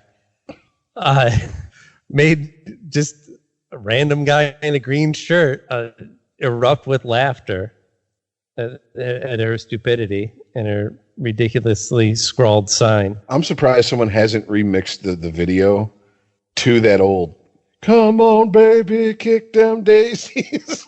Just have her picking it to the beat, Yeah. And by the way, for the record, I would. That's what I'm saying. She's stupid and crazy, so the pussy's got to be good. Right. I mean, I would say that I would probably give it an honest effort, but I'm sure she would do or say something to make my dick shrivel before I could consummate. That starts to take the MAGA hat off. Looks like she goes to the gym. Yeah, she's like, I want you to pound me like a 13-year-old boy who refused to remove his hat for the national anthem. Oh, I see what you did there. Yeah, you're speaking of Trump's rhetoric. I mean, this was a case where this just came out today. I don't know if you guys saw it. I'm sure you've heard the story about the kid who refused to remove his hat. I guess swore at the dude who asked him to do so, and that grown man grabbed a 13-year-old by his neck and slammed him down on the ground, fracturing his skull. He has since said, his lawyer has actually said that the man who, I don't know if we have his name here, maybe I do, but the man thought he was following orders from Trump. Wow. What the fuck? To explain that he assaulted a minor? Short. This is real short, so I'll just read it from the AP. Attorney says, a Montana man charged with assaulting a 13-year-old boy who refused to remove his hat during the national anthem believed he was doing what President Donald Trump wanted him to do. Attorney Lance Jasper says he will seek a mental health evaluation for Kurt Brockway, U.S. Army veteran who suffered a traumatic brain injury and was convinced he was following his commander-in-chief's orders. So this is kind of just saying that he's not mentally well, and because of that he was influenced by the president. Why can't these nutbags who hear voices telling them to do shit that no one that aren't there ever be told to do something cool and productive? You know what I'm saying? Like, why is it always? Well, I mean, it's a rhetorical question. Well, there are those people, but they're religious. Voices told me to deliver potable water to third world countries. Right. There are people but that's just exactly what they're doing. You're like, okay. Yeah, but the voices can't tell Jennifer Connelly to do hardcore porn. I mean, come on, man. Like, let's make let's help society here. If you won't care about slamming a 13-year-old kid's head into the ground who won't take off his hat for the national anthem after you just nut. I'm just saying, it's just you don't care that much. That's true. Whoa, they're playing the national anthem. Let's probably put some pants on. Yeah, exactly. Well, something's at attention. My hat's off. What does it say about pants? What does it say about Jimmy hats? Yeah. But on top of that, okay, this is who the fuck cares anymore? Do you know how many sporting events I've been to where people don't stand up for the national anthem, don't take their hats off? You might get a dirty look from somebody who is I don't know, a Korean War veteran or something, somebody around that age, but a 13-year-old kid. Is it? Well, right. Our rules of conduct for the national anthem don't apply to citizens. We are not bound by American laws to act or react in a certain way to the national anthem or the flag or anything. That's the military. I don't know why that just became standard practice for everyone else. How do the military laws apply to a 13-year-old boy? I couldn't imagine. I couldn't begin to imagine. I'm not trying to be super duper woke here, but I don't once I found out this guy had a brain injury, I don't feel right talking shit about him. He attacked a minor, but knowing he's got a brain injury, that might be why. No, yeah, I'm with you. I'm not talking shit about him necessarily. I'm certainly not condoning his behavior, but considering the poor way we treat mental health in this country in general, but especially with veterans, this is an event that got a lot of news coverage because people could tie it to Trump, but is also something that happens on a daily basis all over this country. That veterans with injuries, brain or otherwise, that aren't getting the proper treatment are lashing out at the people around them, and I don't hold them personally responsible. I shouldn't say that. We use them and then we shit on them. We're done with you. This man at this point needs to be held personally responsible for his actions. It's unfortunate that we couldn't have given him the proper treatment that might have changed that outcome, but we only pay attention to this or do something about it when these things get out of control. Otherwise, it'd say, suck it up, soldier. You know what'll cure that PTSD? Nut up and do another tour. Another tour. Re-up. That's what that's what will help. Well, there was actually a document leaked in the maybe late 2000s. I don't know, like 2007, 2008, that the government was claiming via the VA that American soldiers don't get PTSD. And I'm like, oh, so if you just speak it into existence and it becomes a fact. Okay. Are we going to go back to calling it shell shock again, like 50 years ago? Yeah, but see, shell shock is, that would trigger someone. Like I'm surprised they haven't come up with an even softer way of referring to it besides PTSD. It doesn't even make sense. It's like saying American coal workers don't get black lung. They get red, white, and blue lung. They get freedom lung. Oh, God. And it's like, I have an internet connection. I've seen enough videos of like 13, 14-year-old little snot noses walking around, because they're minors just doing, and like fucking with adults, thinking that no one's going to smack them. There's more deserving people than a kid that won't take his fucking hat off. Okay. I'm just saying. I mean, you don't have to crack his skull, but, maybe backhand him across the face a little bit, be like, shut up, you little bitch. Like serious, like the kid who walked up and kicked the guy in the nuts in line at the Dairy Queen, and the kid's like 14 and he looks at the adult and he's like, I dare you to do something. And I'm watching his video like, oh, I'm going to jail if that's me. Because I'm doing something. You want asshole? Asshole here now, okay? You brought him out. Like, serious, what the fuck's wrong with you? Wow. Yeah. Well, I mean, what's the prognosis on the kid? I mean, what's the last thing you heard? Oh, I think the kid's going to be all right. I don't think there's going to be any permanent damage or anything. Christ.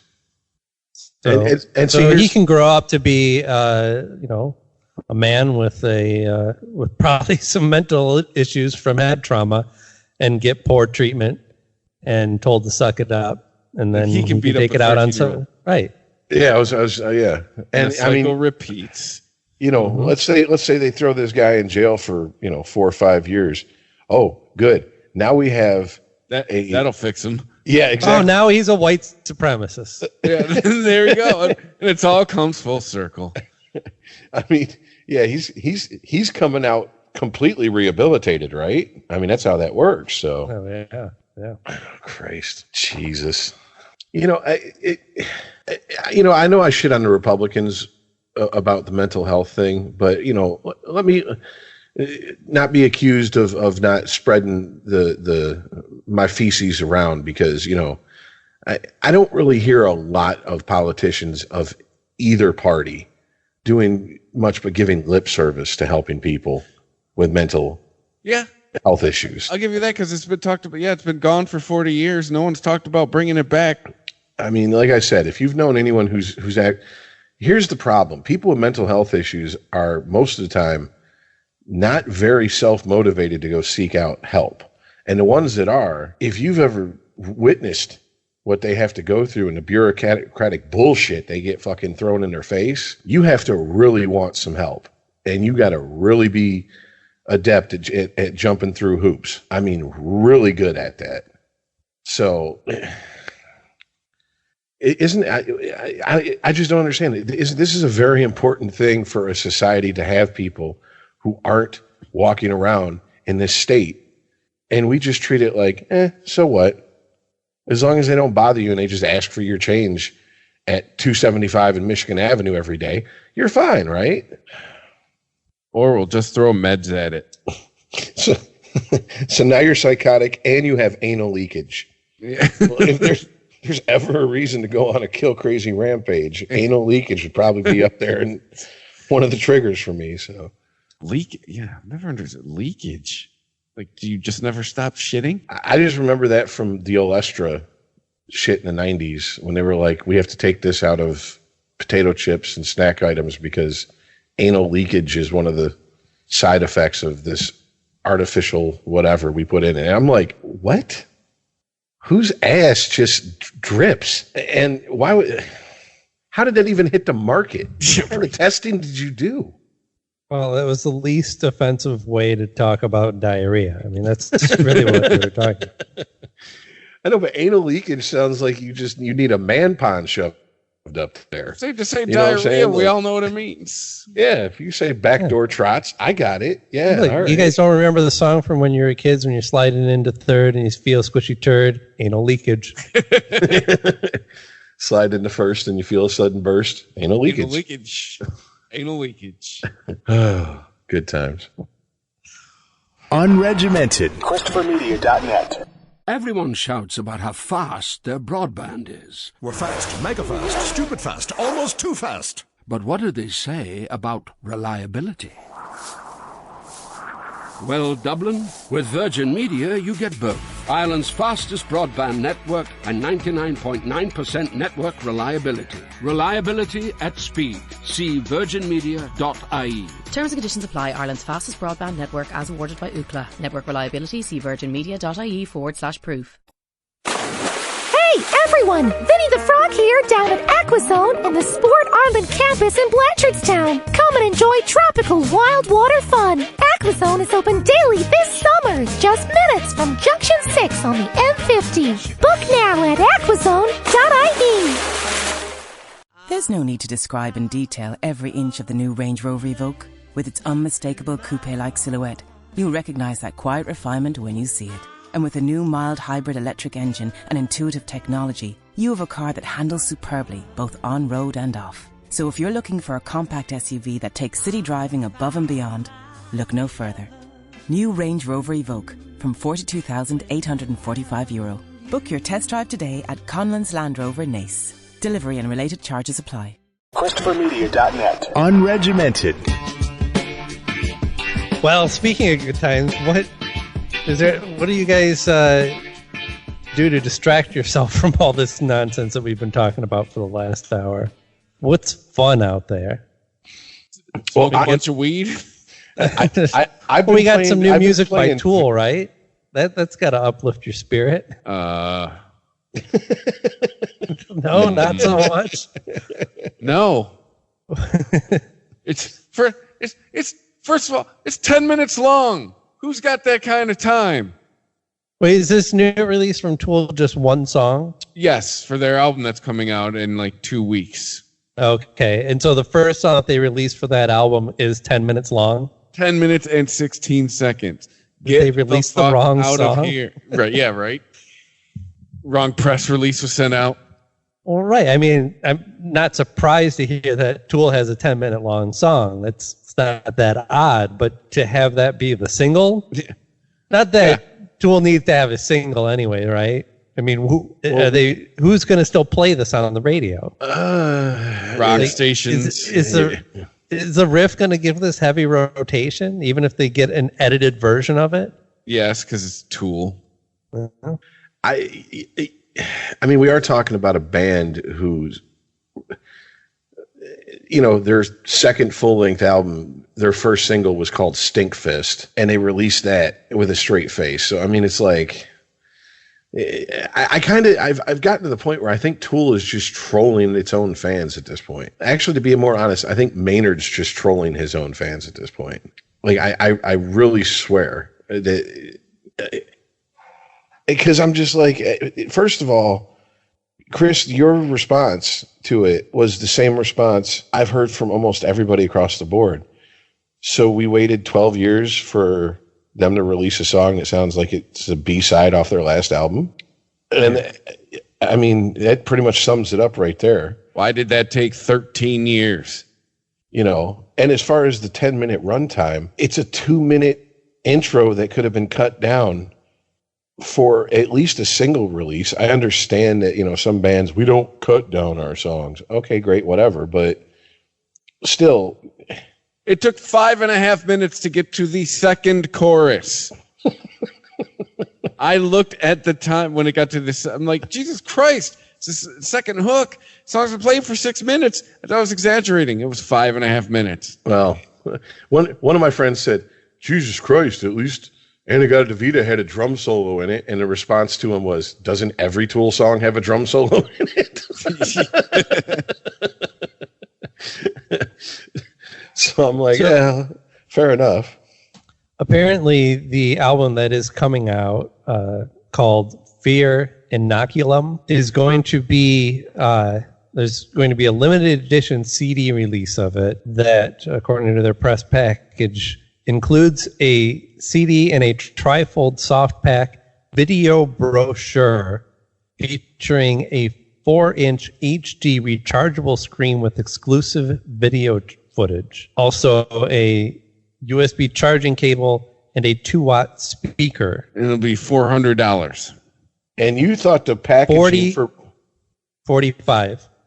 And you thought the packaging for Pulse, the live album by Pink Floyd, was spiffy because it had a blinking light on it. Yeah, right. And see, that's another way. I swear to God, Maynard is fucking trolling his own fans because for so many years he was vocally against any of their music being on any streaming site and digital this. He was not a big fan of digital distribution. Now it's the exact opposite of what he said for, better part of a decade. We're going to release a overpriced, limited edition, blah, blah, blah. And then if you want the album, well, you got to get it through a digital service somewhere. What's the new way of the world, right?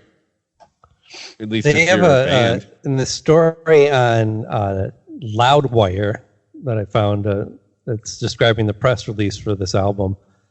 They then go right into a very puzzling quote.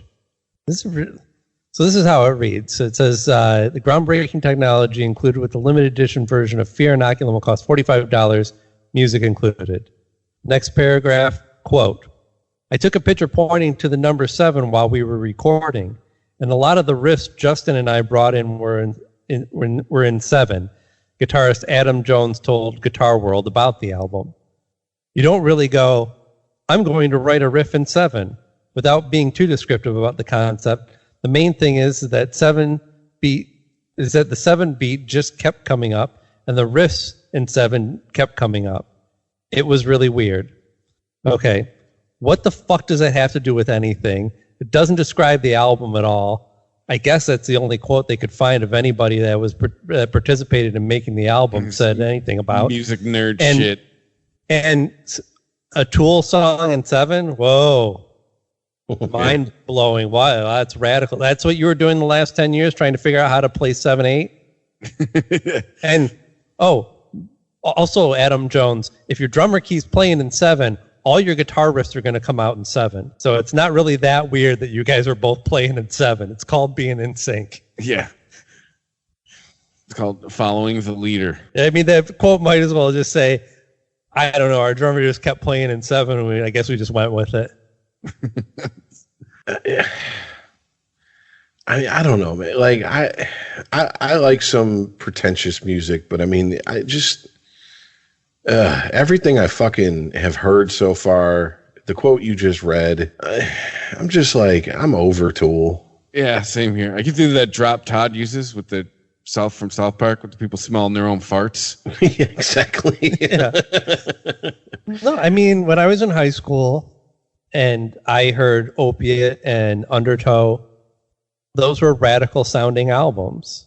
Well, one of them's an EP, but I mean, they had a unique sound, a definite sound, and they were doing some interesting things. And they were kind of taking this metal / grungy sound and experimenting with it in ways that other people weren't at the time. And then they just kept doing that, only those experiments never seemed to move forward. Yeah. And so consequently, and then I don't even remember the name of the album that came after that, and I was just like, okay, this sounds like Undertow, so I don't need this. I already have Undertow. Well, I mean, I would say Anima doesn't sound exactly like Undertow. I would say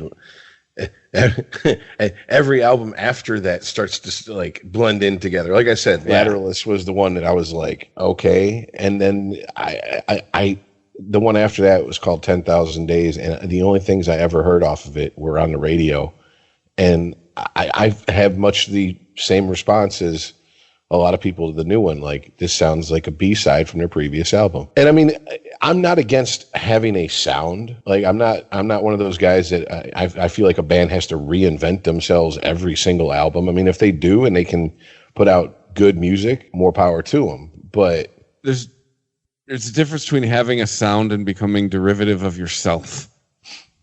Yeah. I mean, that's what Tool is doing. They're like, so they're the progressive AC/DC now? Is that what it is? I mean, except for they're going to take, decades between albums at this point. And I mean, that's the other thing. Like, I get that everybody in that band has multiple projects they work on outside of Tool. But if you're going to take 12 years between albums, you better drop some serious shit on your fans. I mean, it's kind of weird that these are all musicians that are involved in other projects, and those projects vary quite a bit. And yet when they come back together and make another Tool album, it just sounds like another Tool album. You'd figure it almost makes me think that, I don't know how the dynamics of the band go or how the songwriting goes, but it seems like maybe Maynard is one that just has such a tight grip on the finished product because it almost seems like you'd have to actively resist the type of natural growth and influence that you would get from having, musicians write songs together. Well, if I'm correct in remembering his last appearance on Joe Rogan, not his last appearance is when he announced that they're finished with the new album. It's going to be released in a couple weeks. So it was the one before that. He basically said that the band gets together, writes the music, sends it to him, and then when he feels like it, he puts lyrics to it. And I'm like, okay, so that would probably explain why the band keeps writing songs that sound exactly the same, because it's kind of hard to, write as a band when you have one person who's off in, California working on A Perfect Circle and his wine or whatever the fuck, or Arizona, wherever the fuck he lives, and the rest of them are like, yeah, we're here, we're rehearsing together, we're trying to write. But it sounds like a rather democratic process, but if you consider that Maynard's only going to write lyrics to songs that sound a certain way, well, then he's just throwing out anything that would be original. Yeah, and I mean, at this point, Tool aren't, you can accuse them of a lot of things, but they're not a dumb band, and maybe they're just, Maynard has, if he's the one who does hold the reins on that band, which it seems like it is, or he is, then maybe he just told them, look, Tool fans expect a certain thing from Tool, and that's what we're going to give them. Maybe. And if that's the case, it's not the first time that's happened in a band, where someone established, control of the band and said, this is how it's going to be. And everyone else is like, well, as long as the checks keep fucking cashing when I take them to the bank. Okay. Yeah, as long as we only have to do this once a decade. He's 55 years old. Have you ever heard any of his in-depth interviews? No. He is a fucking cocksucker, dude. He is a miserable asshole being around him, I imagine, would be like an exercise in controlling my hands from wringing his fucking neck on a moment-to-moment basis. I swear to God. I've never heard him have an in-depth, long-form interview where he doesn't come off as just an insufferable asshole. And it's like, why, dude? What is your problem? He almost walks around with a chip on his shoulder, and it's like, dude, for what? I mean, yeah, but does he not realize that we have the internet? We can go back and look at his projects before Tool, and the shit he did then that he wants to act like never happened. That's absolutely ridiculous. And him and his hair band phase and shit that he wanted to act like never happened. I mean, even more so than Pantera tried to act like theirs has never happened. Right, but this is why Maynard is a musician and not hosting a talk show. That's how he best expresses himself. I mean, I don't know. I give a lot of leeway to artists that come across as assholes because you're not experiencing them in their preferred medium, right? He reminds me. It's like saying that guy is a hell of a painter, but he sucks at carpentry. Okay. So I didn't hire him to frame a house. Right. Yeah. Buy his paintings and don't have him frame your house, right? Well, listen to Maynard's music. Don't listen to him on life advice. He reminds me a lot of how Roger Waters was leading up to The Wall and then the final cut. And then when he exited Pink Floyd, he seems to have a lot of contempt for his audience and disdain for his audience. And I got to wonder, if that's how you feel, then pull a Roger Waters and leave Tool and become irrelevant to the point where you finally are fucking going, oh shit.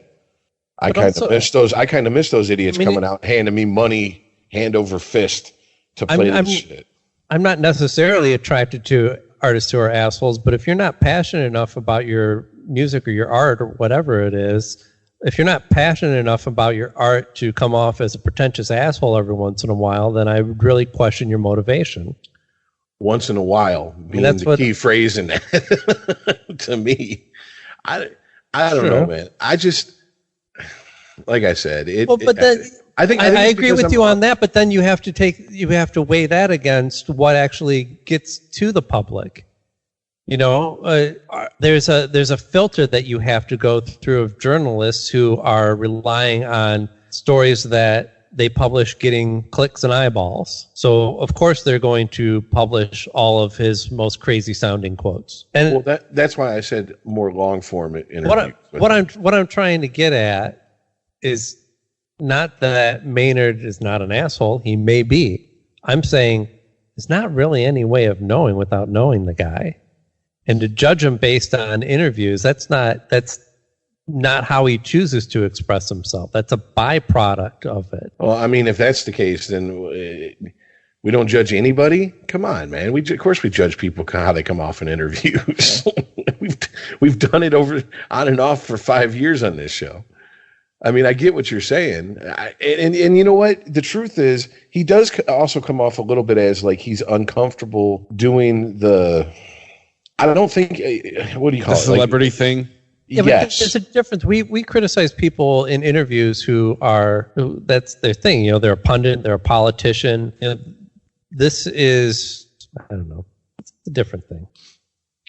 Well, I mean, like I said, I was about to give him, defend him a little bit. He does seem to come off as he's not the type of guy that's going to sit and do the press junket where, he sits down, they split the band up where, it's 2 members in one room, 2 members in another. And then they just, okay, you come in and this interviewer's got 10 minutes and then the next interviewer comes in.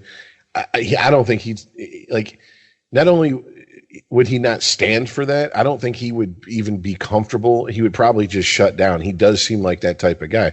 So maybe he's just fucking really uncomfortable with, the hero worship that comes with Tool because, man, diehard Tool fans, they're one of those fan bases that could really turn you off to the group if you really had just to deal with diehard Tool fans. Oh yeah, used to be one of them. I mean, it's like, oh, I thought the Grateful Dead bunch was bad, and then when the Grateful Dead are still on tour in some form, whatever. But then like Fish fans, same thing. It's like, oh God, Jesus. You understand that Jerry's dead, right? But I don't know. And once again, this is all just my take on him. Mm-hmm. He could be an absolute different guy when the cameras aren't rolling, and I wouldn't put that past him, to be honest with you. Camera stop rolling. Like, hey, you want a cupcake? Well, one of the things that that shocked me in his one of his interviews with Joe Rogan was, one, he's really into Brazilian jiu-jitsu. 2, I didn't know that he was in the military. Like that regimented lifestyle really apparently appealed to him, which is not what you think of when you think like eccentric artist. You think eccentric artist. I don't really think like regimented military lifestyle going along with that. So maybe he could just be one of those people like, look, man, I like doing this. I'm good at it, but I'm not into all the trappings that come with it that a lot of people get caught up in. Well, I mean, if you want to read articles where the artist is not, the musician in this case, is not coming off as across as an asshole, then read like Guitar World or whatever magazine they have for drummers, or Bass Player Magazine, Electronic Musician, where they're actually talking about the process. And that might, that might be part of my problem. That's what I grew up reading. They always come across as assholes when they're talking to the journalists who want to. So, how are you handling your newfound fame? How did you come up with the name of the band? Tell me about the craziest thing you saw on tour. Yeah, there's only so many questions that I think stupid questions that any one person could be asked before they start coming across as an asshole. Start making up shit. But if you start talking to them about something that they're actually passionate about, like the process of making music, they open up. They're like a totally different person. Oh, absolutely. I mean, one of my favorite guitar players, John Frusciante, he is fucking. If you read a Rolling Stone or a Spin interview with him, I get nothing from those interviews because he's talking about the fourth and fifth dimension and the spirits talking to him, and I'm like, he is out there. Like, okay, dude. And like the rest of the band, like one interviewer asked, I remember specifically in the Rolling Stone interview, they said, "Is that a front, an act?" And they're like, "No, the man's in his 40s and he doesn't know how to drive a car. He doesn't have a credit card. His whole life is music and his spirituality, and that's about it with him." But now when they would sit down and talk like Guitar for the Practicing Musician or Guitar World would talk to him about music, completely different interview. Yeah, like read interviews with him. I'm like, man, you are a great musician and I love your music, but we could not hang out. No. No. I mean, seriously, yeah. I'm like, ooh, yeah, that would. Sometimes you don't need to get to know your heroes. Yeah, you know, I've learned that as I've gotten older. Sometimes it's best just to let them be admired from afar. You know. Well, I look at somebody who works on the other side of the glass, like Steve Albini primarily. Right? Even though he is a musician, he has played in a lot of bands. He got really famous when he started, getting noticed for his recordings with Nirvana and the Pixies and all kinds of other bands that ended up really blowing up in the 90s. And he would come across as a total asshole in interviews because I don't think he was even taking it seriously. But I've talked to people who have met. I played in a band with a guy who interned at his Electric Audio studio in Chicago. Had nothing but nice things to say about the guy. And you get an interview where he's talking about his process. You ask Steve Albini where you came up with the name for Big Black. He's going to give you some smart-ass answer. And he's going to be totally flip about it. You ask him what type of mics he uses on drums, he's got a 30-minute dissertation. He can point you to his website where he lists it all out. And the man's passionate about it. If you talk to him about what his passion is, you're going to talk to somebody that comes across as a passionate and real human being. If you just have a series of ridiculous questions that don't pertain directly to music at all, you're going to get ridiculous answers. Yeah, and Chris and I kind of ran into that. Do you remember going up and trying to talk to Kid Rock's guitar player at the Detroit Music Awards? Oh, yeah. And then he just starts quoting Wayne's World, and I'm like... He started talking about, what did he say? He said Detroit was built on an Indian burial ground. Like, we're me and Rich are like, what the fuck is this guy? We're interviewing him for like a school project. Like, what the fuck is this guy talking about?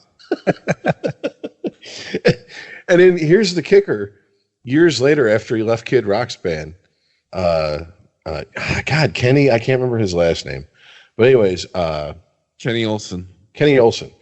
A few musician friends of mine used to go to this place they called the Funk Loft, and he showed up to play one night, and he ended up using my amp, and like he was a completely normal guy, and I was like, I almost wanted to say, dude, what the fuck is with the Indian burial ground?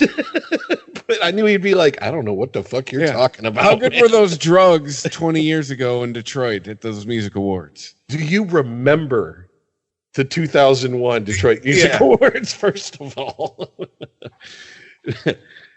But I will say this: he had 3 women with him, and looked like he was going to have fun later that night. More power to him, I guess. Dude, we so bullshitted our way back. Like, I don't know how we got those.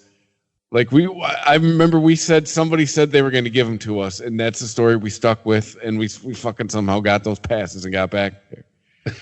I mean, people are looking at us like, who the fuck are these guys? We're like, oh, we got a pass. We was like Waynesboro. We're like, we got a pass. We can be back. Pass? Yep. Yeah, it was interesting running into the guys from Factory 81, and then I'm talking to them, and all of a sudden, bass player goes, "Dude, that's Chad Smith," and I look over and I'm like, "Oh shit, that is Chad Smith," and I'm like, "Should I go say so?" No, I don't want to bother him. Wait a minute, I got a press pass. Isn't it my job to bother people with a press pass? Yeah, go tell them how much you love Step Brothers. And I'll be like, I'm from the future. I came back in a DeLorean. I love Step Brothers. I know you don't know what that means, but your kids are going to love it. You know, there's a guy that just joined Saturday Night Live like a year ago. Hey, I loved you a Night at the Roxbury. That's what it would be.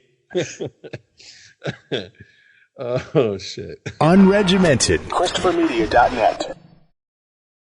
Our business needs vans, lots of vans, and Europcar meets our day-to-day needs all across the country, providing our company with the ideal selection of small, medium or large vans and trucks, and even bespoke commercial vehicles delivered directly to our premises. From our 22 nationwide locations, Europcar supplies Irish businesses with an unrivaled range of vans, 4x4 pickups, 4-seater commercial SUVs and double cab tippers. With 9,000 vehicles in our fleet, there's no demand we can't fulfill. Europcar, moving your way. Sometimes you've just got to get some quality me time. Like right now, when you get away for a few hours to Kildare Village, because we've got hundreds of new arrivals, including new boutiques like Sandro and Maj. Escape to Kildare Village and get front row ready for a new season with a new look and a new smile on your face. A little me time goes a long way at Kildare Village, where there's something extraordinary every day. After a great start to the Euro 2020 qualifiers, the Republic of Ireland look to continue their 100% home record as they take on Switzerland on Thursday, September 5th at Aviva Stadium. Then on Tuesday, September 10th, we go again at Aviva for the 3 international friendly versus Bulgaria. Kick-off for both games 7:45. Show your support for the boys in green this September. Tickets on sale now starting at €20 from fai.ie/tickets. Booking fee applies. ChristopherMedia.net. Unregimented. Well, before we wrap up this episode, if you gentlemen could just indulge me for a little bit of X-Men conversation, because... By gentlemen, he means rich. Certainly, yeah. This is Smoking Break 2 for Chris.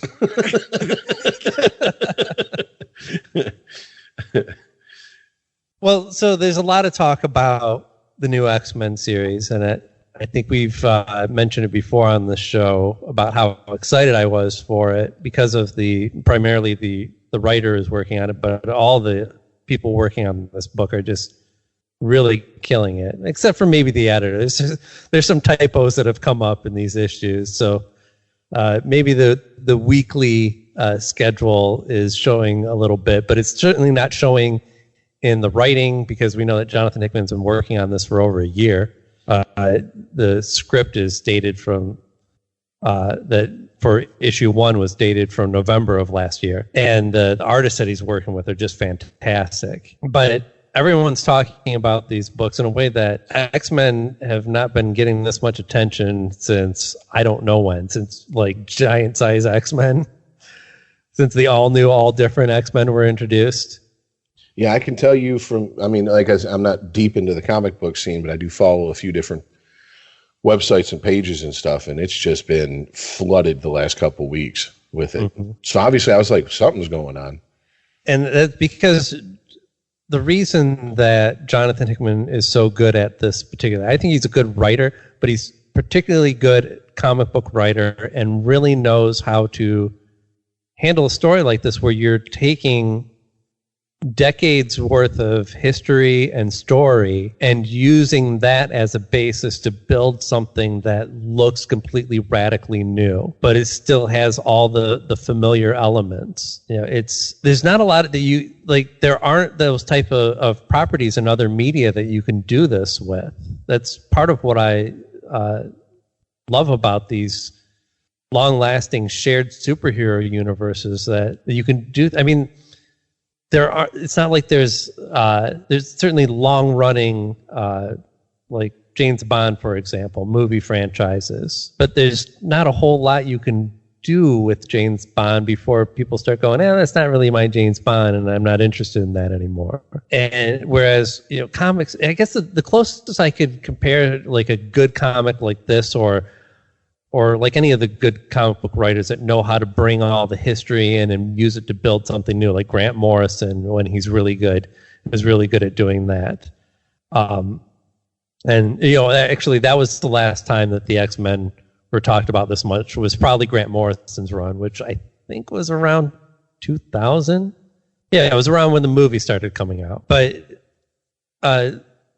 the closest analogy for like film I could think of would be actually a movie like Pulp Fiction, where Quentin Tarantino pulls in all these different influences from all these things that he's taken in over the years, all this movie and television stuff, and puts it in a blender, and out pops this product that has all these elements of stuff that we recognize, but in total is something completely radically new. And there's only 3 issues of this. It's a 2 series, alternating weeks, total of 12 issues between these 2 6-issue series that are setting up this new story that's going to launch a whole new line of X-Men books.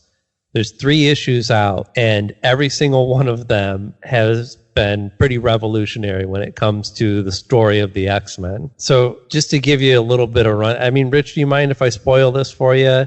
Oh, go ahead. It's not like I'm going to be buying it anytime soon. So, all right. So, and I mean, I can. It's not really spoiling it. It's not, because these are books with like big ideas in them. They're not books with like gotcha moments of like, oh, wait till you flip to the last page and so-and-so's dead, or so-and-so says this. So I feel like, I mean, if you really want to go in clean, then just forget about the rest of this podcast. We'll catch you next week. If you're like, I'm actually interested in this and I'm going to check out, and I don't want anything spoiled for me, then I recommend going in clean. But I think even outside of the people who are directly reading this, which is a lot of people, a lot of stores are like, holy shit, everyone's got this X-Men series, House of X and Powers of 10, on their pull list. But there's also a lot of people who maybe are peripherally interested, or you used to read X-Men as a kid and are kind of like, well, I'm curious what they're doing with this. And I don't know where I'm going with this. But anyway, yeah, there's plenty of people who just want to know the story and are not so worried about spoilers. So I would fall into that camp, yes. Yeah. So it starts off with the first issue of House of X is the first of these series, this interconnecting 2-series run, and that reestablishes this the standing of X-Men in the world. We see Professor Xavier with his mutants, a lot of them who look very familiar to us. Cyclops and Colossus and Nightcrawler and Kitty Pryde, Jean Grey, of course, and they are. How do you like? We see those heroes that we've seen, but we also have the first opening scene on this is these naked humans being birthed from these pods, right? And Professor X is watching them, but he doesn't look like any Professor X that we've ever seen before. He is not in a wheelchair. I don't even think he's actually walking. I think he's actually just floating. I don't recall if I've seen his feet touch the ground, but we haven't seen a lot of this Professor X. And he always has this Cerebro kind of looking helmet that covers his eyes completely. So we don't even know if he looks like the old Professor X. But there was some groundwork laid for this. Professor X, who died again somewhat recently when the Phoenix Force took over Cyclops and Colossus and who was it? Emma Frost and one other that I'm forgetting. And during that possession, Cyclops actually killed Charles Xavier. So this would be the second time that he's died. Stayed dead for a while, and then was somewhat reincarnated inside the body of Phantom X, who, Rich, is probably somebody you don't even know. No. Yeah, Phantom X is a weirder kind of mutant that was said to be created by part of the Weapon X program that created Wolverine. Okay. So anyway, I'm backtracking way too much. We don't need to establish that much. Because we don't even know if any of this directly applies to the story that's going. This story seems completely brand new. Charles Xavier is establishing a new world for the mutants. Puts out a telepathic message. He says to the whole world, look, we are a separate species. We deserve the same rights as anybody else. We are going to establish our own nation, and we expect to be taken seriously. But he doesn't he's not really threatening anything either. As a matter of fact, he's offering things like a series of different drugs that will help humanity. So that first issue kind of establishes this new world. There's multiple habitats around the world that the mutants live in. They are interconnected through these portals that are all part of this one ecosystem that is Krakoa. Krakoa goes all the way back to Giant Size X-Men #1, I believe, was the first instance of it. It was a living island, and it's been used in various different ways throughout the history of the X-Men. I think it was originally introduced as an adversary. Since then, they've, I guess most recently, Krakoa was actually the grounds that the Xavier School lived on. So then the second issue, then it jumps over to Powers of 10, which is not Powers of X. It is specifically stated as the title, the X represents the number 10, the Roman numeral, right? And the reason it's Powers of 10 is because it shows us 4 different time periods of the history of mutants, starting from year 0, as they describe it in the book, basically Xavier founding the X-Men. 10 years from there, which is kind of a weird timeline, and this could just be, weird type of comic book timeline compression that happens, where you can have characters that just never really seem to age, or at least on a much lower scale than the rest of the world. But 10 years later would be the announcement that we saw in House of X #1. So that is the establishment of basically a mutant nation. Then it jumps to 100 years later. So there's your Powers of 10. You get, from 0 to 10 is 1, and then exponentially that the next step up would be 100 years, and then 1,000 years.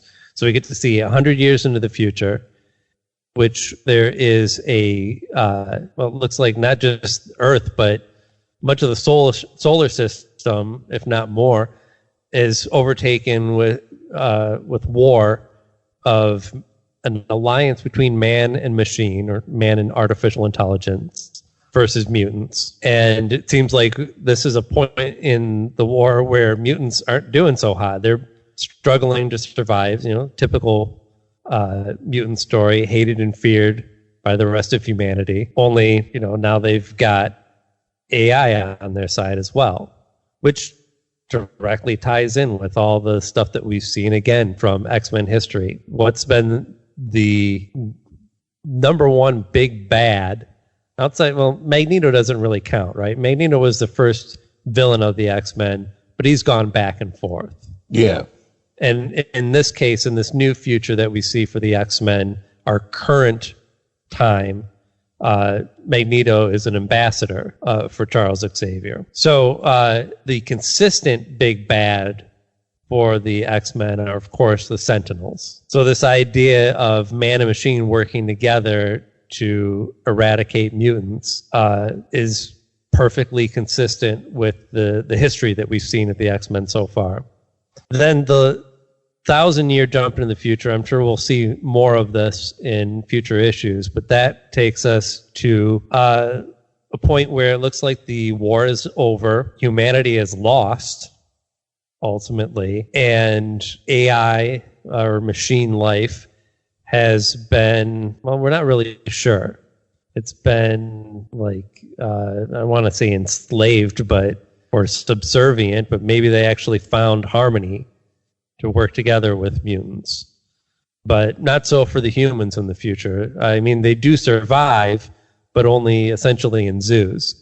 We see a habitat where it kind of looks like a Garden of Eden scene. There's a naked man and a naked woman running around in the woods. As far as we've seen 1,000 years in the future of the X-Men history, or the future, that's all that survives of humanity. So, a lot of heavy groundwork laid on establishing this new this new vision for mutants and where that will take us. Then we get issue 3 of House of X. This is where he starts to rewrite the things that we've already seen. And this issue revolves entirely around one character, and that would be Moira McTaggart. Or really, we can't even call her Moira McTaggart in this case. She is just Moira, or referred to sometimes as Moira X. Or as we find out in this book, much like Powers of 10, maybe that X actually stands for 10 and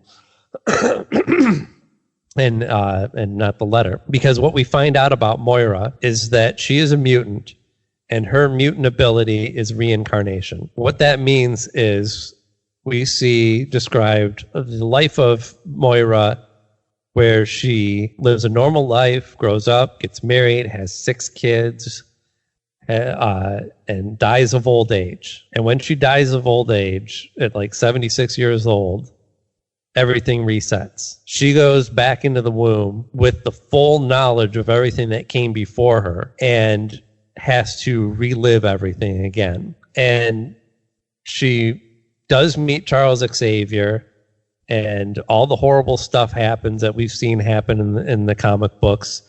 You know, we think that the mutants are finally going to get their own homeland of Genosha, only to have it wiped off the face of the earth, essentially, and mutants massacred and their population literally decimated. And she lives that life, and she goes, okay, well, that didn't work, so what else would work?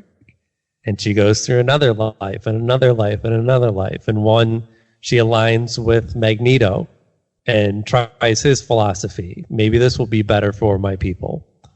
In another, she focuses just on trying to assassinate everyone in the Trask family, knowing that that is who is responsible for the Sentinel program, only to find out that Sentinels are just another form of AI, and AI is going to happen no matter what. That you can kill off every Trask on the planet, and you're still going to get Sentinels, and eventually the ultimate Sentinel, Nimrod. I was wondering if he was going to come into this. He plays very heavily. So I should mention Nimrod plays very heavily in Powers of X, because we see him. Of course, Nimrod we've seen him in current timelines, but he's always a time traveler. Nimrod is the ultimate, what the Sentinels eventually evolve into. And the Nimrod that we see in the future is quite the character. He's actually provides the only humor that we've seen in the book so far. And he's one of these great bad guy characters that's also very charismatic. You know, they capture a mutant and they tell her, well, we're going to throw you into this pit that's basically going to dissolve your essence and put all of your information in your brain into this mutant database that we're going to use to destroy mutants. But gosh, I feel really bad about it. And I feel really bad about having to treat you this way and how we treat mutants. I'm sorry that we couldn't have found a solution before it got to this point. But anyway, get in the tank. And then we see Nimrod again in the jump to 1,000 years from year 0. And the only thing we see in that 1,000-year jump is one mutant who is in possession of that mutant database that was referred to by Nimrod. And we also see Nimrod.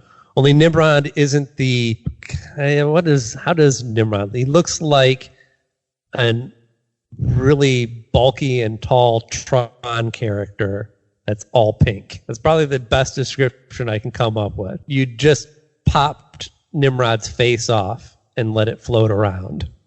Like, it's not even really a thing. It's just this little drone-looking thing that flies around in the air. And we see the humans in the zoo. Right. So, yeah, Nimrod plays very heavily into that. Where was I? I'll wrap this up because I know I'm going on. But the other lives of Moira, she tries to eliminate all the Trask. That doesn't help anything. She, what were some of the other lives? Oh, she aligns herself with Apocalypse, and another person who has a vision for the mutant future. one that just differs wildly from Charles Xavier's. And that does no good either. As a matter of fact, in most of these, she ultimately dies well before her age of 76 that she reached in her first life. There's a sixth life that is skipped over, that is not mentioned at all, and one has to believe that was done intentionally. And then we get to the 10th life of Moira, and she was told actually by Destiny right before she was killed off in one of her prior lives, before she was reincarnated again. She was told by Destiny, who is a mutant who can see the future, that she only sees 10 lives for Moira, possibly an 11th. So when Moira is in her 10th reincarnation, she does kind of she understands, because she takes all this knowledge from all her prior lives with her as part of her mutant power, that this is her last chance to get this right. And this ties directly back to actually the first sequence that we see in the first book in this series. So House of X1 has Charles Xavier in what looks like, this is before he's even formed the X-Men, right? He's just now understanding that obviously he's different. There's possibly even others out there who are different. And he's starting to form this plan of what he should do about it. And in this first scene, we see Moira, and she approaches him and starts talking to him like she knows him. And he's like, "Who the hell are you?" And she goes, "Well, why don't you read my mind and find out?" And in that scene, we see him read her mind, and then his eyes go really wide, and then the story moves on. In this issue, we actually get to see some more background behind that. That was Moira in her 10th life, after having seen every horrible way that mutants have been practically wiped off the face of the planet, and every way that Charles Xavier himself has failed to protect his own people, even though that was his stated goal. And so she comes to him and just goes, "Well, fuck it, all the cards on the table. Like, this is your moment. This is possibly the moment where you decide to, whether you name it or not, you decide to create the X-Men." And we don't get to know Moira's intentions, whether she's like, "I'm going to let him read my mind and then he won't make the X-Men," or he'll make it different, or he'll have a different vision. But yeah, that is we don't know, obviously, the full implications of that, what's to become of it. But Jonathan Hickman has said this is the most important turning point in the X-Men's history, is that moment, not the moment where Charles Xavier decides to take action, but the moment when Moira actually decides to take action in her 10th iteration. So, yeah, all that talk that you might have seen about retconning a popular figure in X-Men comics and completely redoing her story, that was it. And this is something that we've seen happen multiple times. Retcons happen all the time, you know? And a lot of times it's a way to either figure out how to do something with the character that you just want to do anyway, and so you're going to make it fit, or trying to explain all of the splintering continuity that these characters experience over decades and decades of being cycled through different writers. But in this case, this is a retcon that actually makes sense, deepens the world, introduces a great new storyline. And yeah, that's my long recap of House of X and Powers of X. See, and this, ladies and gentlemen, is why it's not so easy just to jump back into comics after you've been out for a while. You explained it well enough for me to understand, but I still feel like I'm like, ooh, if you hadn't explained it, I feel like I'd be jumping in, and I'm like, can I get a cheat sheet, flashcards, something? This might be part of the problem with, a lot of people are talking about. There's so many different websites that have. That are just deconstructing. Every time an issue comes out, they'll just do pages and pages of analyzing the comic. And I'm loving it. And a lot of people are loving it.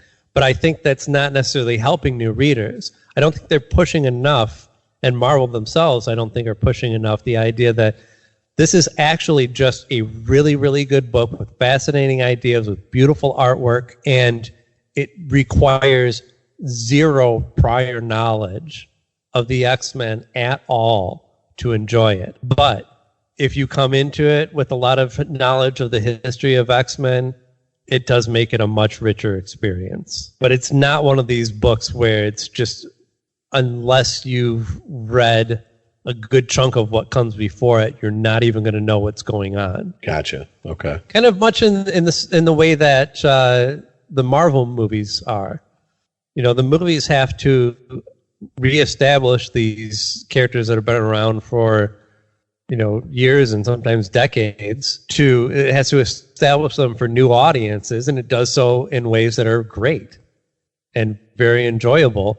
But also, you know, the directors and the writers, they're all sneaking in these little things that are like, oh yeah, but the people who have read the comics will actually get this part. And it's enjoyable on both levels. You don't have to know anything about the Guardians of the Galaxy to love Guardians of the Galaxy movie. But if you've read Annihilation, a big crossover series from Marvel that actually doesn't introduce any of these characters, but takes all these weird cosmic Marvel characters that were in the universe, Star-Lord and Rocket Raccoon and Groot and Gamera, and put them all on the same team, Drax, and gave them a reason to be together. That's a lot of the story for Guardians of the Galaxy comes from that one crossover. So yeah.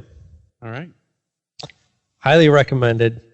Don't be nervous about the fact that there's decades worth of comics that came before this. This is something that if you're at all interested in comics and the types of stories that they are telling these days, this is a perfect example of a story that you can't tell this type of story in any other medium because you just don't have the history to pull from, first of all. From mass shootings to comic books, we got range. So we do here every week. Shows on Saturdays. We are on Twitter at UnregimentedPod. Email us on regiment@christophermedia.net.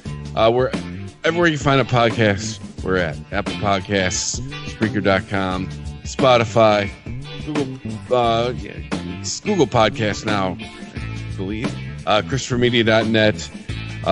If you want to donate, you can just PayPal button at the bottom. You can do it every month. You can do it just one time. There's an Amazon banner, all that stuff. Check us out every Saturday. Thank you for listening, and we'll see you next week. See ya. Later, guys. All right. I gotta pee. Hey. All right. 31-3. Yeah, and Tom Brady didn't play. Yeah. New look Lions. All right. 14-2, baby. All right, guys. All right, later, man. Bye.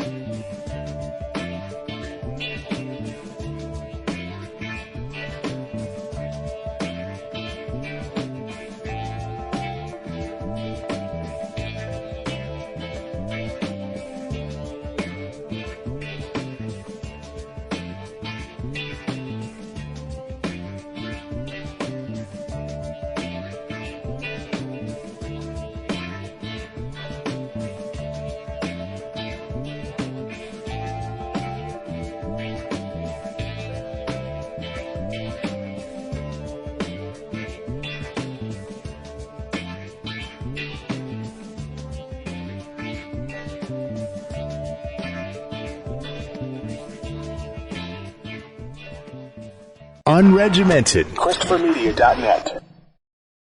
Our business needs vans, lots of vans, and Europcar meets our day-to-day needs all across the country, providing our company with the ideal selection of small, medium or large vans and trucks, and even bespoke commercial vehicles delivered directly to our premises. From our 22 nationwide locations, Europcar supplies Irish businesses with an unrivaled range of vans, 4x4 pickups, 4-seater commercial SUVs and double cab tippers. With 9,000 vehicles in our fleet, there's no demand we can't fulfill. Europcar, moving your way.